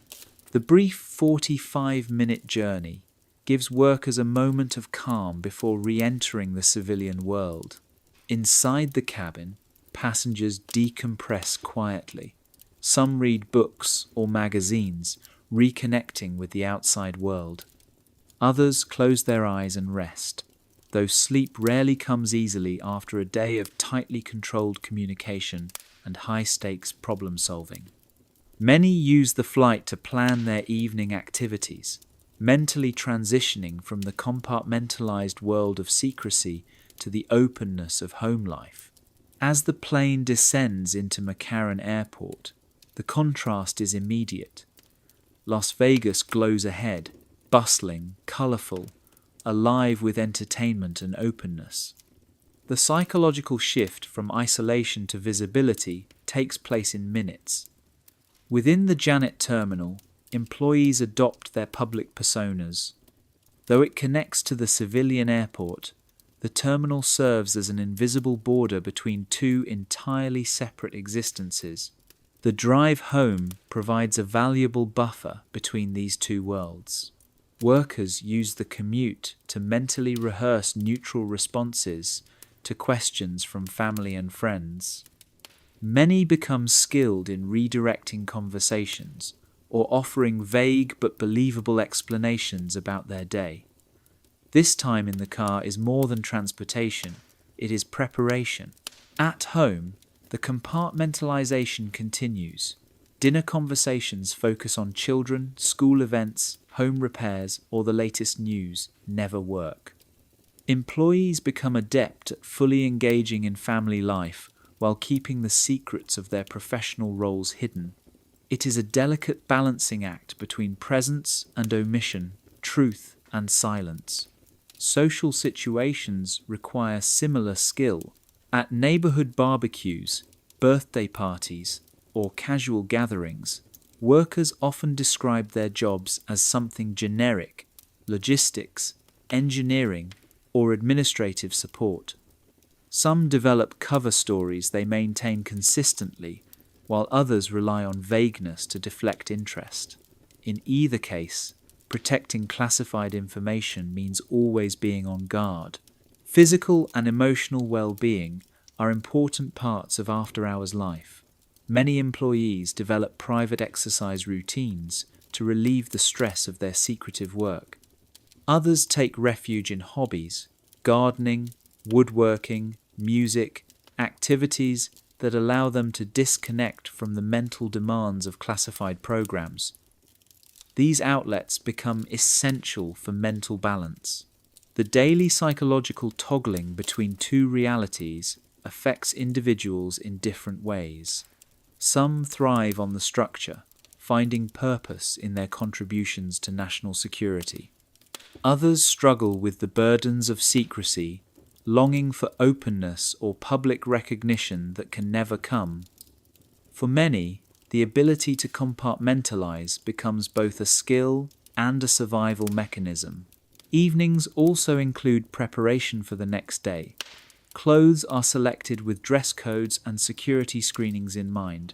Bags are packed, ensuring no prohibited items are accidentally brought in. Personal electronics are reviewed and either left behind or stored according to policy. Mental readiness is part of the nightly routine. Re-entering the classified world requires emotional discipline. As workers prepare for sleep, they carry the invisible weight of a world they cannot discuss. Their achievements remain unknown, their struggles unshared. The pride in supporting national interests is real, but it exists alongside the cost of silence. For many, this lifestyle becomes so routine that the extraordinary becomes ordinary. And then the cycle begins again. Alarm clocks ring before dawn. The same white buses arrive at McCarran's shadowed corners. Janet planes taxi toward the runway. Hundreds of men and women vanish into the desert once more, into a world of secrets buried in sand and silence. In the next chapter, we will explore how the Janet operation has expanded over time and what its quiet growth reveals about the evolving scope of America's most secret activities. Chapter 10. The Janet Fleet Expansion. In the early 1980s, the Janet operation remained a modest undertaking. At the time, it consisted of merely 2 or 3 small aircraft making discrete daily flights between Las Vegas and a handful of classified facilities hidden deep within the Nevada desert. Passenger loads were relatively light, reflecting the limited scope of the activities then underway. This early phase of operations primarily supported advanced aircraft testing programs, with a workforce numbering in the hundreds, not the thousands. The flights drew little public attention and were conducted with a high degree of operational secrecy. By the late 1980s, however, the Janet fleet began a period of significant expansion. Larger aircraft were introduced, specifically Boeing 737s, which were capable of transporting far greater numbers of passengers. These aircraft gradually replaced the smaller jets previously in use, signaling an operational shift. The increasing size and frequency of flights revealed a growing demand for personnel transport to multiple classified locations. This evolution marked the beginning of Janet's transformation into a critical logistical arm of the government's secretive programs. The expansion was not limited to aircraft size alone. Flight schedules became more frequent to accommodate rotating shifts and the demands of multiple concurrent projects. Operations that once served a single facility were now supporting a growing number of classified sites spread across the vast Nevada test and training range. Janet was evolving from a quiet support system into a dynamic and essential element of the classified aerospace ecosystem. During the 1990s, this expansion accelerated dramatically. Although the Cold War had ended and conventional defense spending declined, funding for advanced research and development surged. The Janet fleet soon included nearly a dozen aircraft, each assigned either fixed routes or flexible itineraries to meet rapidly changing mission demands.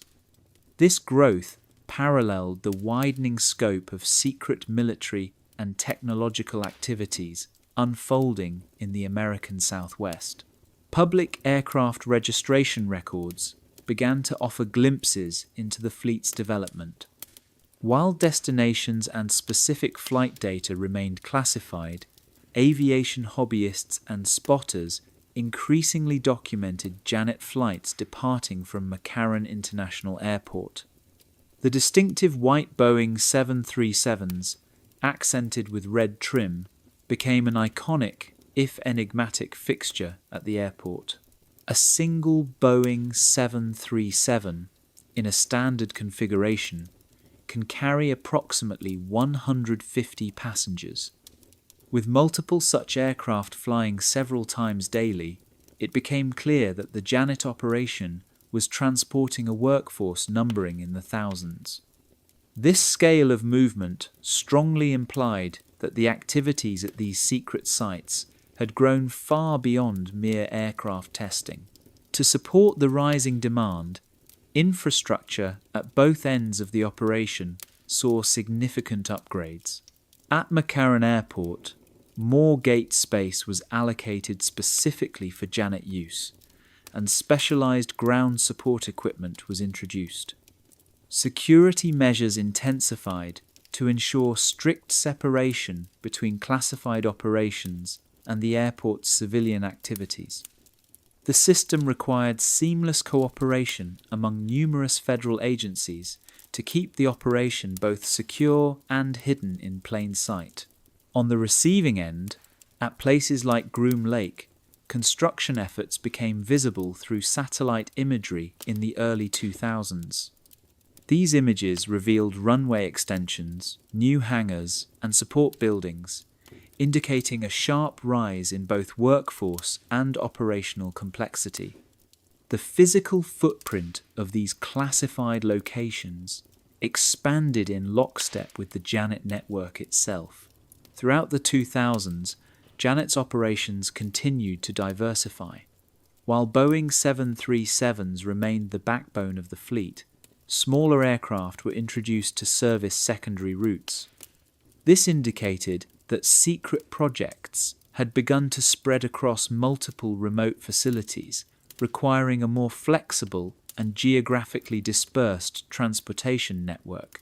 Alongside the aircraft and pilots, the number of support personnel also grew.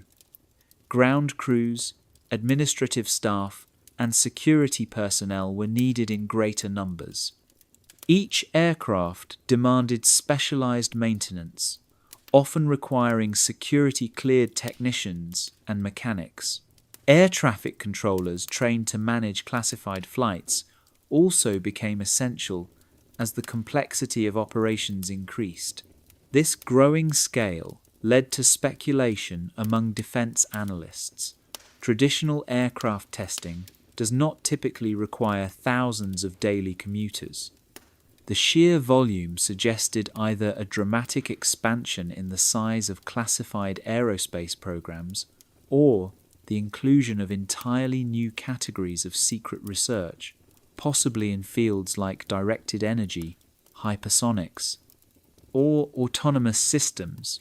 Maintaining such a robust transport network comes at a high cost. Aircraft procurement, maintenance, fuel, security infrastructure, and staffing all require considerable funding. Budget allocations for the Janet operation highlight the strategic importance placed on the activities it supports. Following the tragic events of September 11th, 2001, the operation underwent yet another transformation. Security procedures were overhauled, and closer collaboration with the Department of Homeland Security was required. Screening protocols were tightened, and new surveillance technologies were introduced to safeguard operations without compromising national aviation safety standards.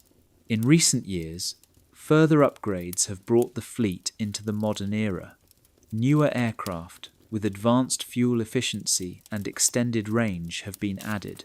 Communication and navigation systems were modernized to meet military-grade standards, significantly surpassing those used in commercial aviation. These improvements suggest Janet is prepared to serve even more remote and complex operations in the future. Observers have noted patterns in flight activity, indicating seasonal or project-based fluctuations. Some times of year see a sharp increase in flights, likely aligned with testing phases or critical project timelines. Occasional trips to sites beyond Nevada hint at the growing geographical spread of classified projects across the United States. Internationally, few other nations operate classified air networks of similar scale or secrecy. The continued investment in Janet underscores the United States' commitment to maintaining technological superiority and operational readiness in domains hidden from public view. From humble beginnings in the 1980s, Janet has grown into a vital and sophisticated infrastructure supporting some of the nation's most closely guarded activities.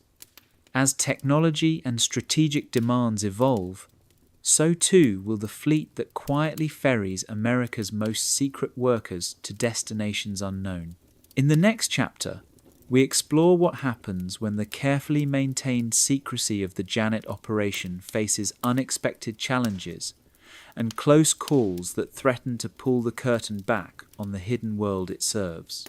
Chapter 11: Close Calls and Security Breaches. Even the most meticulously planned classified operations sometimes face situations that threaten their secrecy. The Janet flights, despite decades of refined procedures and rigorous security protocols, have experienced incidents where mechanical failures, sudden weather changes, and human error brought the hidden world of Groom Lake dangerously close to public view. These close calls reveal not only the vulnerabilities of complex operations, but also the extraordinary measures taken to preserve secrecy during moments of crisis. In 1996, a Janet flight departing from Groom Lake encountered serious mechanical trouble shortly after takeoff. Warning lights indicated a malfunction in the Boeing 737's hydraulic system, specifically affecting the landing gear. Under normal circumstances, such an issue would require the pilot to declare an emergency and land at the nearest suitable civilian airport. But for a flight carrying classified personnel from a facility that officially does not exist, traditional procedures were not an option. The pilot faced a difficult choice. Diverting to a public airport could expose the flight's origin, its passengers, and its mission. Yet proceeding to Las Vegas with uncertain landing gear could put lives at risk. The resolution required high-level coordination between military and civilian agencies. Emergency support was dispatched quietly, restricted airspace was temporarily expanded, and the flight landed under increased secrecy, without the public ever learning the full nature of the emergency. Weather has also created serious complications. Thunderstorms in the Nevada desert can develop rapidly, and Groom Lake lacks the sophisticated approach systems found at commercial airports. In 2003, a severe storm front disrupted multiple inbound Janet flights. Air traffic controllers scrambled to redirect them safely, while maintaining the integrity of classified operations. Aircraft were rerouted to alternative airfields under cover identities, while encrypted communications kept mission details out of civilian systems. One of the most severe breaches occurred in 2007 when a Janet aircraft lost all electrical power while descending toward McCarran Airport. Communications and navigation systems failed completely, leaving the crew to conduct a blind emergency landing during peak civilian traffic hours. Emergency responders rushed to assist, but did so under strict orders not to question or record the identities of passengers. The incident highlighted how quickly routine operations can turn into potential national security crises. Ground emergencies have also posed risks. In 1999, a fuel leak at the Janet terminal at McCarran triggered an evacuation. Civilian airport personnel unexpectedly found themselves face-to-face with classified passengers and aircraft. Standard hazardous material protocols had to be modified to account for secrecy. Airport officials were briefed at the highest levels of discretion, and security teams worked overtime to ensure no details leaked beyond those with the need to know. Medical emergencies on board are especially delicate. In 2001, a passenger suffered a heart attack mid-flight. The patient required immediate medical care, but was subject to strict clearance protocols. Rather than use a civilian hospital, the aircraft diverted to a nearby military base equipped to handle both the medical situation and the required confidentiality. Medical teams were read into the minimum necessary information and operated under temporary but binding security restrictions. Sometimes Groom Lake itself needs outside help. On rare occasions, highly specialized equipment or expertise must be brought in from the civilian sector. In such cases, technicians without the necessary security clearance are escorted onto the base under strict supervision. In one such case, in 2010, mechanics were brought in to repair advanced avionics equipment. They were blindfolded during part of their transport and signed temporary non-disclosure agreements that remain legally binding to this day. Communication during emergencies presents another layer of complexity. Janet flights operate on frequencies monitored by aviation enthusiasts and foreign intelligence alike. When something goes wrong, pilots must carefully manage radio chatter to avoid exposing details. Special radio codes have been developed for such events, allowing crews to signal for help without disclosing their origin, destination, or purpose. Legal and personnel issues add further complications. If a passenger becomes involved in a civil matter, such as a traffic violation or medical admission, procedures must be enacted to protect both the individual and any classified connections. In 2008, a Janet contractor was hospitalized after an off-base vehicle accident.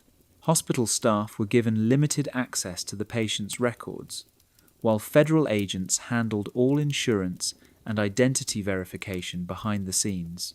Public exposure is always a risk. In 2005, hydraulic issues forced a Janet 737 to land at Phoenix Sky Harbor International Airport in broad daylight. The unmarked white plane immediately drew attention. Aviation photographers captured and circulated images online within minutes. Within hours, the aircraft's tail number appeared on multiple aviation forums. Damage control in such situations is swift and well practiced. Official statements describe the aircraft as a government charter, omitting any mention of classified missions. Airport staff are debriefed and sworn to silence. Public records are updated only to meet legal minimums. The incident disappears into the background noise of modern aviation. Crew training emphasizes handling emergencies under classified conditions. Pilots and flight attendants must be prepared to respond to crises where standard emergency practices could reveal sensitive information. Simulated drills include scenarios like forced landings, evacuation of injured passengers, and dealing with unplanned civilian contact, all while preserving secrecy. In 2012, a software error briefly caused Janet flight information to appear on public departure screens at McCarran Airport. For approximately 20 minutes, departure gates, times, and aircraft identifiers were visible to anyone in the terminal. The error was traced to a faulty data import module during a system upgrade. Emergency tech teams corrected the issue, and those who saw the display were quietly questioned by airport security. Each incident, no matter how small, has contributed to a more robust and flexible security posture. Specialized response teams now exist for nearly every imaginable emergency, from aircraft malfunctions to press leaks. Lessons learned are documented and incorporated into future planning, making the system stronger with each test it faces. For more than 4 decades, the Janet operation has managed to keep its secrets intact, despite numerous close calls. These incidents demonstrate not only the risks involved in classified transport, but also the extraordinary commitment to secrecy and safety. Each challenge is a reminder that even in the most secure operations, perfection is not guaranteed, but preparedness is. In the next chapter, we examine how this culture of secrecy shapes the lives of the families who remain behind each morning, loving someone whose destination they can never know. Chapter 12. Families Left Behind. Every morning at 5:15, Jennifer kisses her husband goodbye as he steps quietly out the door, heading off to a job that is both invisible and immeasurably important.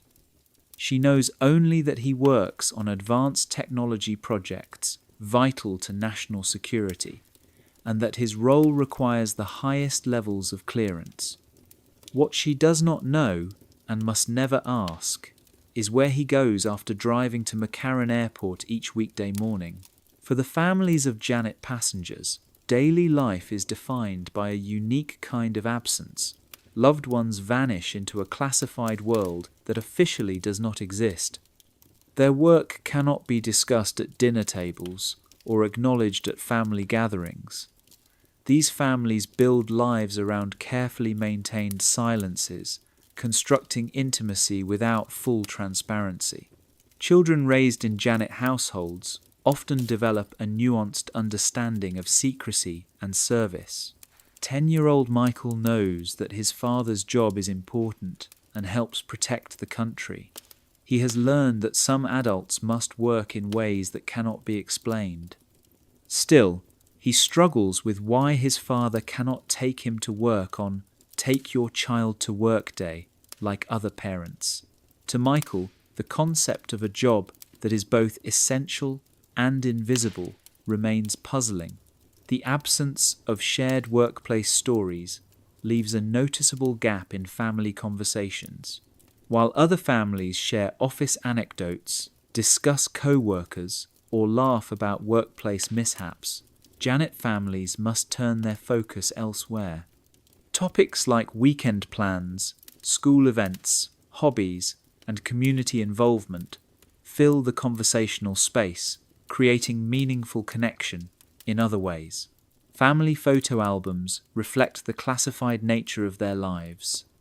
They brim with images of birthdays, vacations, and holidays, but never contain photos of workplace events.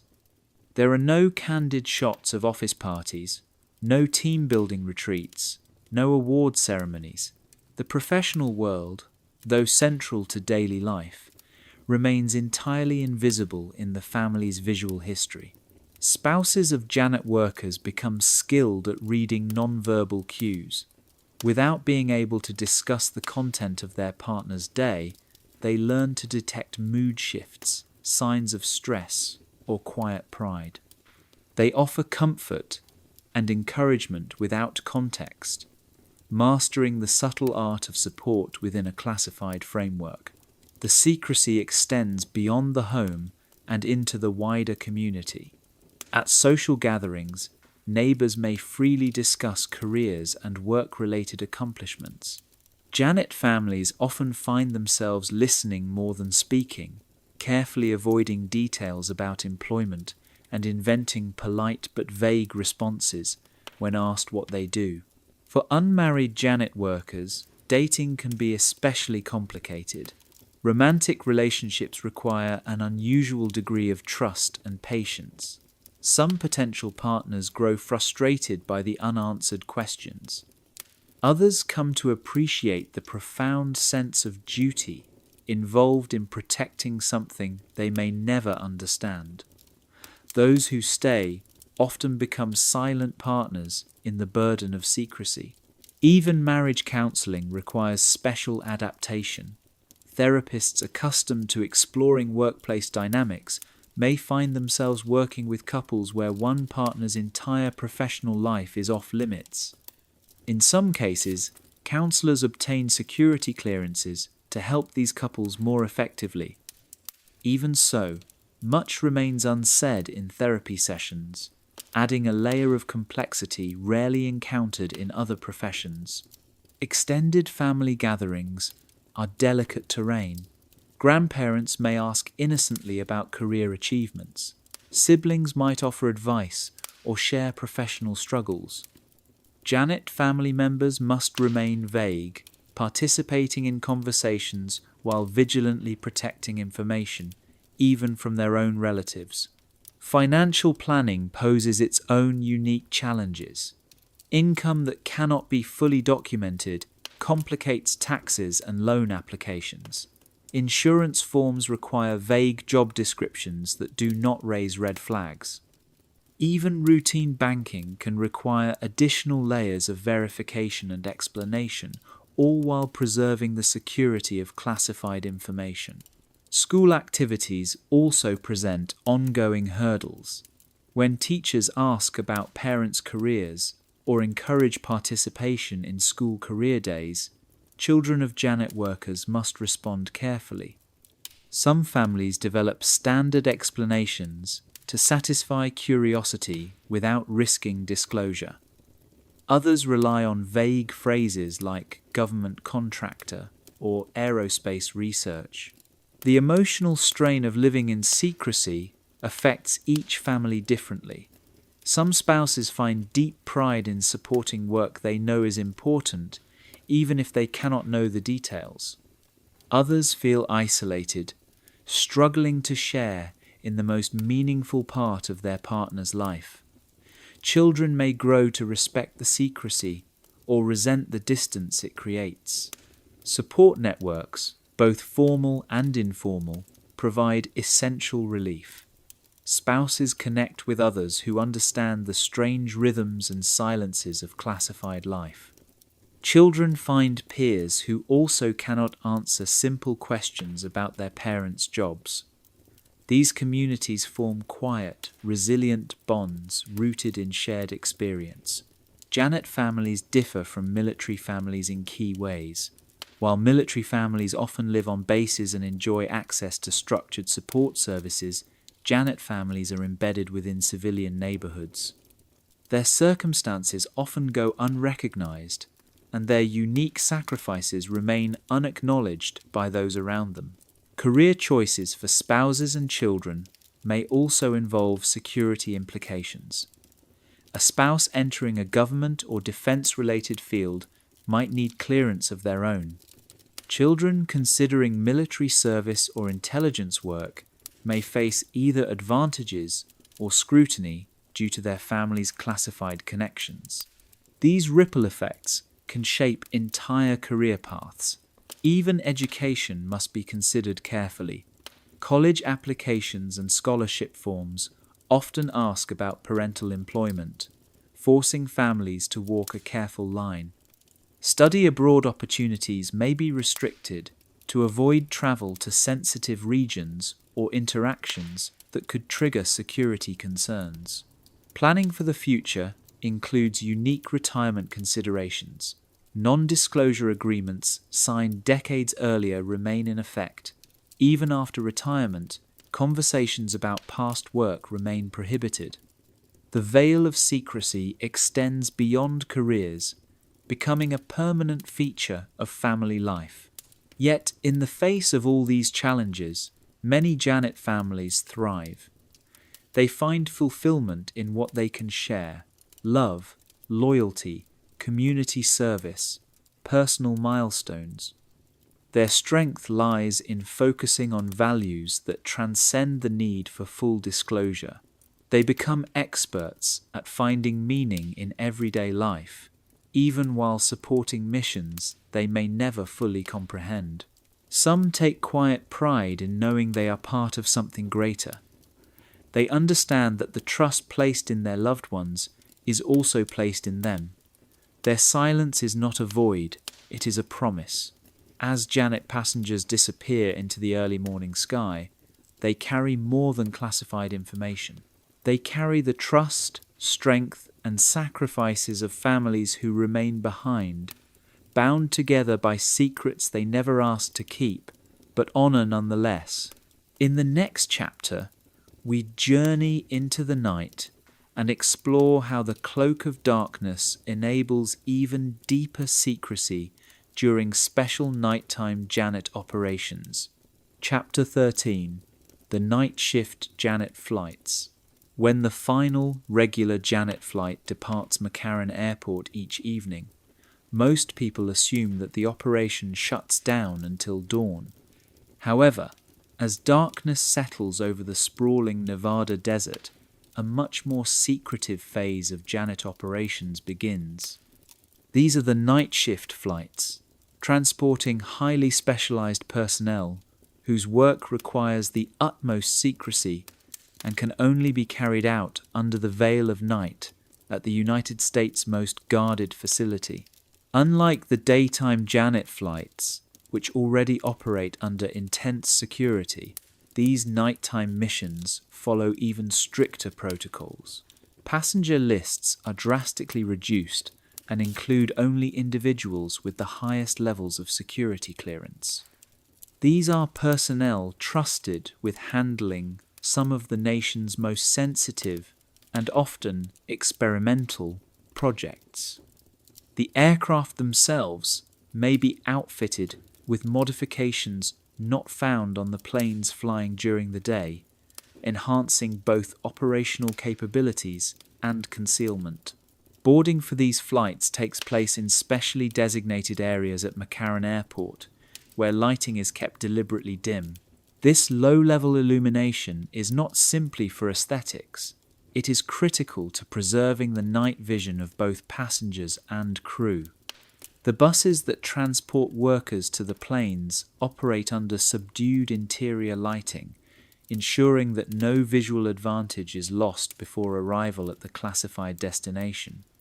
Even the tone and timing of boarding announcements are precisely calculated to maintain the low profile required by these missions.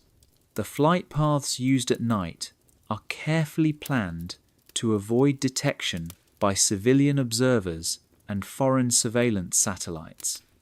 Schedules are often adjusted to avoid known satellite passes, and atmospheric conditions are factored in to reduce visibility. Aircraft lights may be reconfigured, and encrypted communication protocols are used to keep transmissions hidden from interception. Everything about these night flights is designed to render them as invisible as possible. As the aircraft approach Groom Lake under a canopy of stars, the necessity for such secrecy becomes obvious. The facility transforms at night into a patchwork of carefully controlled lighting and complete darkness. Some sections remain unlit to avoid drawing attention, while others are illuminated just enough to allow work to proceed safely without exposing operations to aerial or orbital observation. Tasks conducted during the night often cannot be carried out during the day. Aircraft testing under cover of darkness allows experimental systems to be evaluated without their unusual signatures being noticed. Exotic material research may produce visible or energetic emissions best concealed at night. Additionally, testing of sensitive electronic systems is less likely to interfere with or be interfered by commercial communication networks that are heavily used during daylight hours. Perhaps one of the most striking aspects of nighttime operations at Area 51 is the silence and emptiness surrounding the base. During daylight, one can at least detect the distant activity of Nevada's remote communities. At night, however, Groom Lake sits as a lone beacon of artificial light, surrounded by hundreds of square miles of pitch-black desert. It feels like a world removed from the rest of civilization. Nighttime security is even more intense than during the day. Patrol routes are altered to maximize use of the darkness. Electronic surveillance systems are enhanced with infrared imaging and thermal detection. Personnel movements are precisely timed and choreographed to avoid exposure to possible satellite or aerial surveillance. The darkness provides cover, but also demands exact discipline. Those who work the night shift must adjust to a rhythm unlike any other. Some embrace the isolation, finding comfort in the stillness of the desert night. Others experience a kind of sensory deprivation, operating in a world stripped of normal cues, no daylight, no city noise, no public acknowledgement of their work. The psychological effect of operating in such isolation requires stamina, mental discipline, and emotional resilience. Communication procedures are also more complex at night. There is a higher risk of interception, so encrypted channels and backup communication paths are rigorously enforced. Pilots must manage navigation and mission demands while maintaining heightened security standards throughout the flight. Nighttime weather adds its own variables. As the desert cools, rapid shifts in air temperature create fluctuating flight conditions. Pilots must adapt flight plans, fuel calculations, and landing approaches accordingly. Visibility may drop or spike depending on how thermal layers move, requiring sharp attentiveness and technical skill. The aircraft used in these operations are sometimes modified specifically for night missions. Enhanced navigation systems guide landings at unlit or minimally lit airstrips. Communication systems may be tuned to classified frequencies linked to ground control centers that operate completely apart from the civilian air traffic grid. Though the specifics remain secret, these aircraft are built for precision and stealth. Ground operations during night hours are equally specialized. Mechanics and flight crew must be adept in working with night vision tools and subdued lighting systems. Maintenance, refueling, and inspections are conducted with both safety and secrecy in mind. Even the design of runway lighting systems is tailored to reduce detectability while supporting functional visibility. The most sensitive research and testing often occurs at night. Projects that emit strange lights, sounds, or electromagnetic signatures. These experiments are timed to coincide with windows of minimal detection risk, planned down to the minute. The level of coordination involved is immense. Many specialists on night shift are not permanent staff, but travel in only when their expertise is required. This rotation system allows programs to access rare skill sets without expanding permanent headcounts, flexibility essential to keeping operations compartmentalized and secure. Returning to Las Vegas before dawn presents unique challenges. With less air traffic at night, any aircraft in the sky stands out more. Flights must be carefully timed and routed to avoid drawing attention during descent and landing. Emergency plans for night flights must address circumstances not common in daytime operations. Medical issues must be managed with limited support, and mechanical failures require immediate yet discreet responses. The self-reliant nature of these missions demands foresight and redundancy. Tight-knit bonds often form among night shift personnel. Working in secrecy and isolation fosters relationships that go beyond workplace camaraderie. These teams share experiences that few others can understand, further strengthening their cohesion. Adjusting to night schedules takes discipline. Though the desert's quiet helps facilitate sleep during daylight, reversing one's natural rhythms is difficult, especially when balancing family life and off-duty obligations. Even mundane aspects like food services and ground transportation are restructured to support these missions. Meals are served on adjusted schedules, and shuttle services operate on non-traditional hours, all aligned to sustain the classified work conducted after dark. The most enduring question remains: what type of work requires such complete secrecy that it must take place only at night? Whether it involves experimental propulsion systems, advanced aerospace designs, or scientific research beyond the known boundaries of physics, the work done under starlight remains hidden from the world.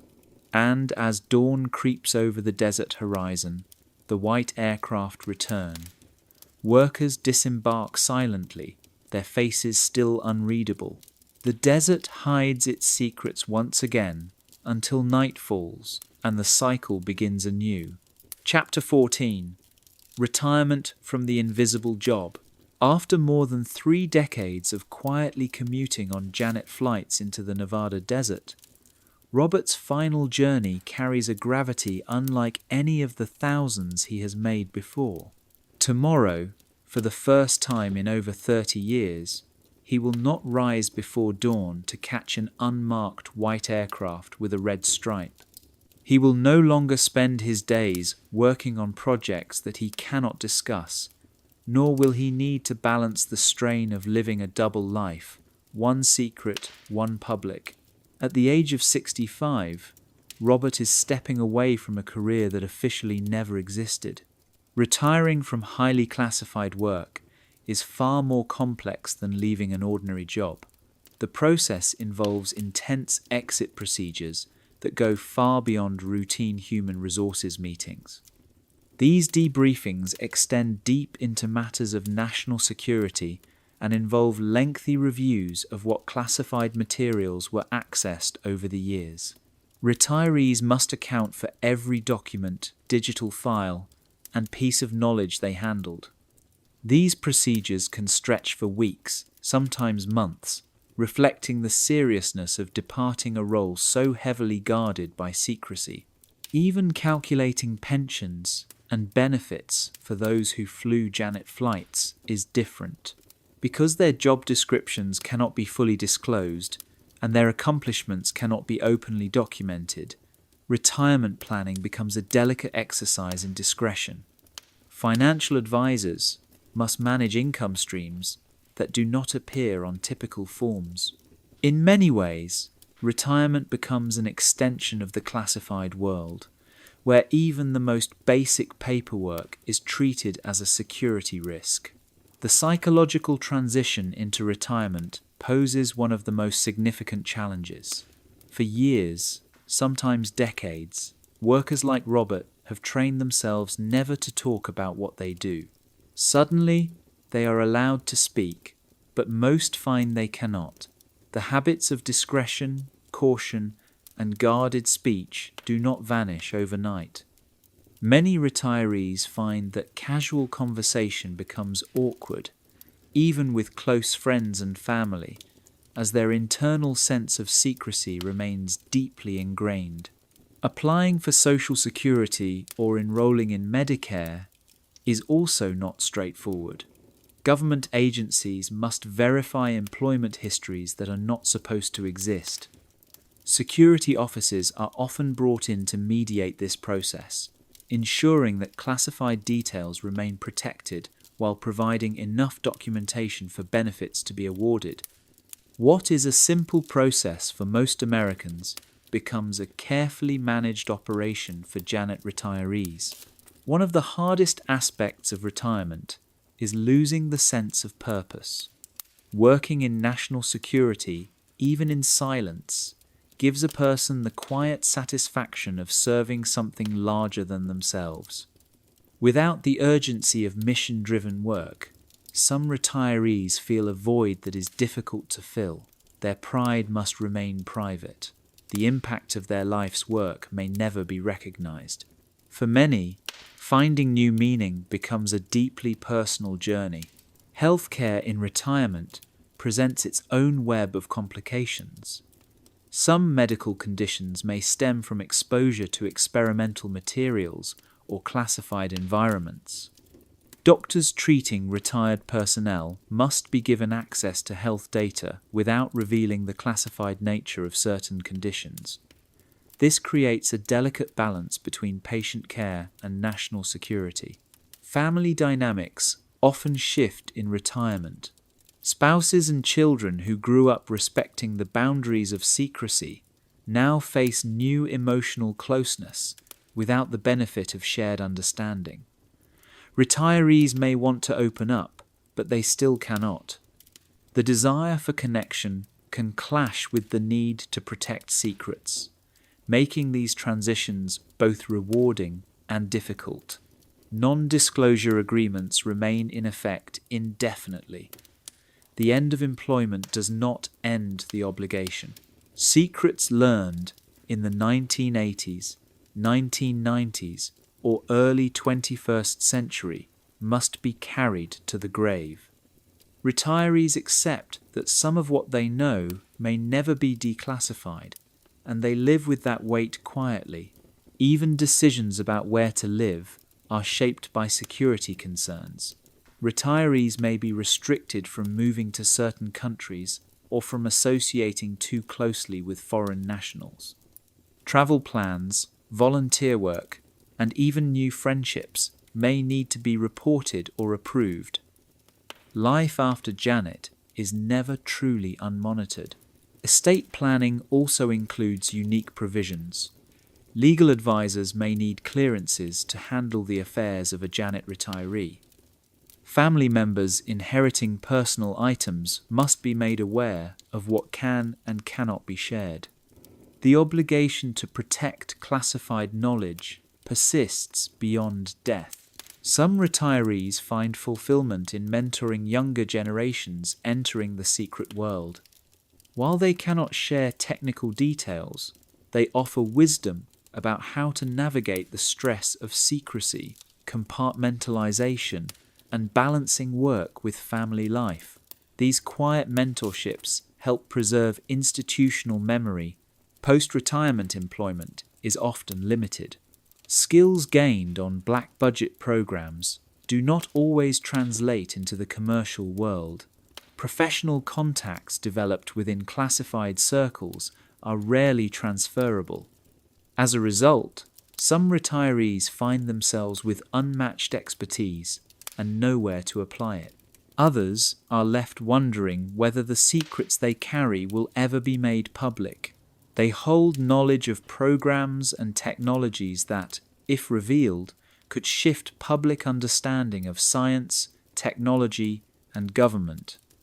Some hope that future generations will one day know what they accomplished. Others accept that their legacy will remain in the shadows. Many find solace in hobbies that allow them to use their technical minds without breaching security rules. Whether it's model building, woodworking, or ham radio, these activities provide creative outlets that echo the precision and focus of their former careers. Death presents a final challenge. Obituaries must be worded carefully. Colleagues may attend memorial services without ever revealing how they knew the deceased. In honouring their lives, families walk a fine line between recognition and discretion. Financial advisors who support Janet retirees must be specially vetted. They must understand the nuances of undocumented income and employment histories without ever breaching protocol. Managing money for someone whose career is secret is itself a specialized profession. Legacy is perhaps the deepest question. Will anyone truly understand what these individuals sacrificed and accomplished? Will history ever reveal what they helped build? Some cling to hope that one day their work will be recognized. Others find peace in knowing that they served a purpose, even if no one else ever knows it. As Robert boards his final Janet flight back to Las Vegas, he joins a silent fraternity, thousands of men and women who have stepped away from lives the world was never allowed to see. Together, they represent an invisible archive of American technological achievement.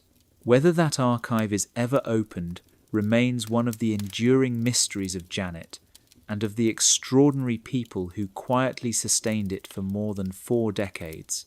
Chapter 15: The Future of Janet Flights. Looking toward the coming decades, the Janet operation shows every indication of expanding further rather than receding. Over the past several years, new aircraft have been added to the fleet, reflecting a growing demand for secure, highly classified transportation services. Simultaneously, the infrastructure supporting Janet flights has undergone significant modernization. Updated communication and navigation systems now ensure the operation remains both efficient and secure, preparing Janet for a future that extends well into the mid-21st century and beyond.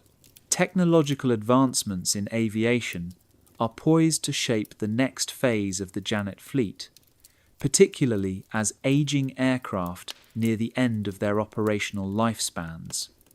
The Boeing 737s, which form the core of Janet's current operations, were introduced to commercial service in the late 1960s. As these decades-old planes approach retirement, replacements will likely feature innovations such as advanced fuel efficiency technologies, state-of-the-art communication systems, and increased passenger comfort. However, these enhancements will be coupled with strict security modifications, ensuring that personnel involved in sensitive and classified projects continue to travel with maximum discretion. Meanwhile, the ongoing development of the Nevada Test and Training Range signals a potential expansion in the geographic footprint of Janet operations. New facilities are being built in increasingly isolated areas of the desert where conventional access is impractical or impossible. These sites appear to support missions that go beyond typical aircraft testing, suggesting that Janet may soon transport personnel involved in a broader array of classified operations than ever before. A major technological transformation on the horizon involves the integration of unmanned and remotely piloted aircraft systems. Autonomous flight technology introduces both opportunities and complications for Janet. While these systems may reduce the need for traditional pilots, the transportation of cleared personnel will almost certainly continue to require human oversight to ensure safety and security. Achieving a balance between adopting automation and maintaining rigorous security standards will be a central challenge in the decades to come. Climate change, too, is likely to influence Janet operations in meaningful ways. Rising desert temperatures across the American Southwest and increasingly unpredictable weather patterns will require both engineering solutions and operational flexibility. Aircraft will need modifications to perform effectively in high heat conditions, while flight schedules may need to account for extreme weather events such as dust storms and heat waves. Maintaining reliability in such an environment will demand innovation and adaptability. The profile of Janet's passengers is evolving in step with changes in the national security landscape. As older generations of defense personnel retire, a new wave of specialists is entering the workforce, many with backgrounds in artificial intelligence, quantum computing, and advanced materials science.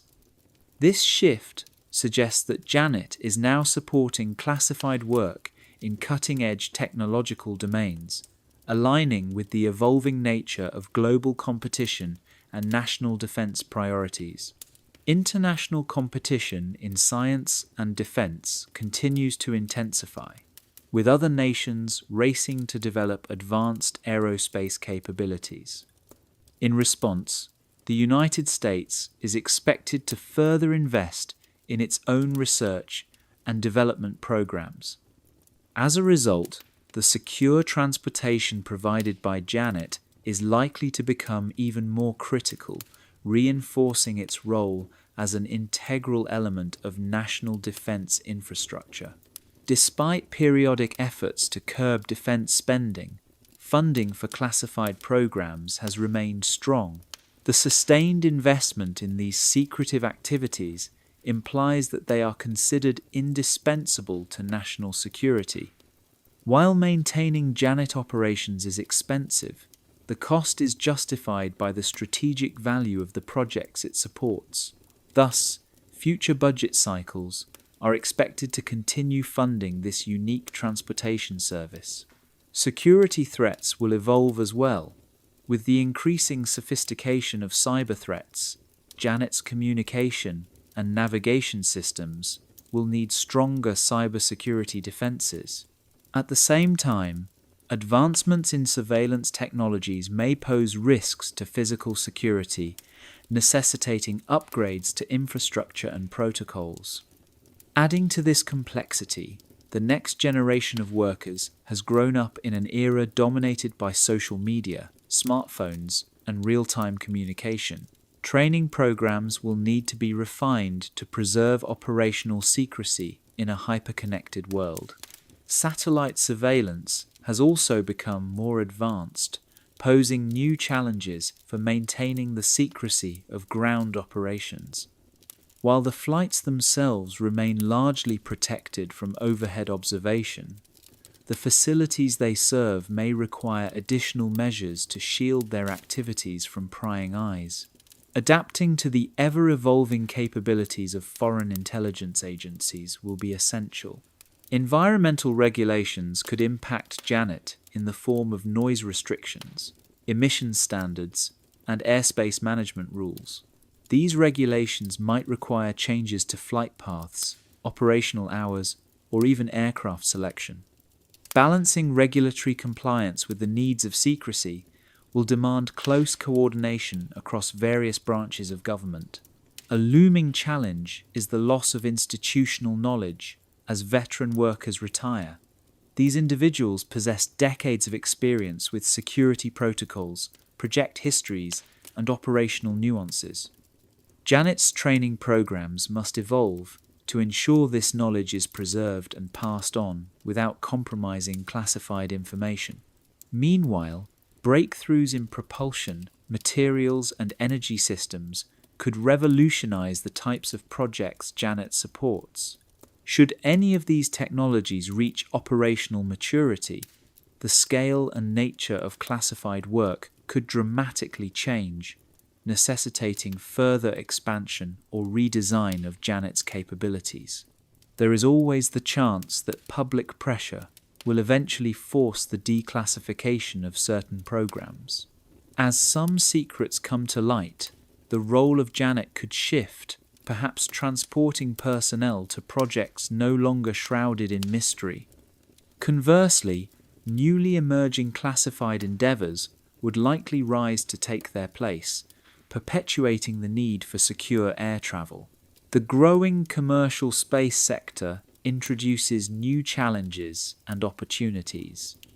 As aerospace ventures expand beyond Earth's atmosphere, Janet may be called upon to support space-related classified work, transporting personnel involved in next-generation orbital and suborbital programs. Urban development in and around Las Vegas presents yet another obstacle. As the city encroaches upon previously remote areas, current flight operations may require adjustment. Departure procedures from McCarran Airport, or even terminal locations, could be changed to maintain discretion. In the future, international collaboration might necessitate transporting foreign personnel with appropriate clearances. This would add new layers of complexity to Janet's already stringent security protocols. Looking beyond the year 2060, Janet appears well positioned to continue supporting America's most secretive and advanced defense projects. As older programs fade into history and new ones emerge, the need for discreet, secure transportation will remain constant. The enigma surrounding Janet flights may never fully dissolve. Even as today's secrets become tomorrow's headlines, new mysteries will likely arise. The white aircraft with their distinctive red stripe may continue their silent work far into the future, carrying individuals involved in technologies that might one day reshape humanity's understanding of the universe. Each morning, before the sun rises over Las Vegas, the cycle repeats. Workers arrive at an unmarked terminal, planes taxi down the runway. Hundreds vanish into the vast desert, bound for destinations that do not appear on any map. For over 4 decades, this routine has carried the weight of the nation's most sensitive endeavors. and it shows no signs of ending anytime soon. Thank you for joining us on this journey through the daily commute to nowhere.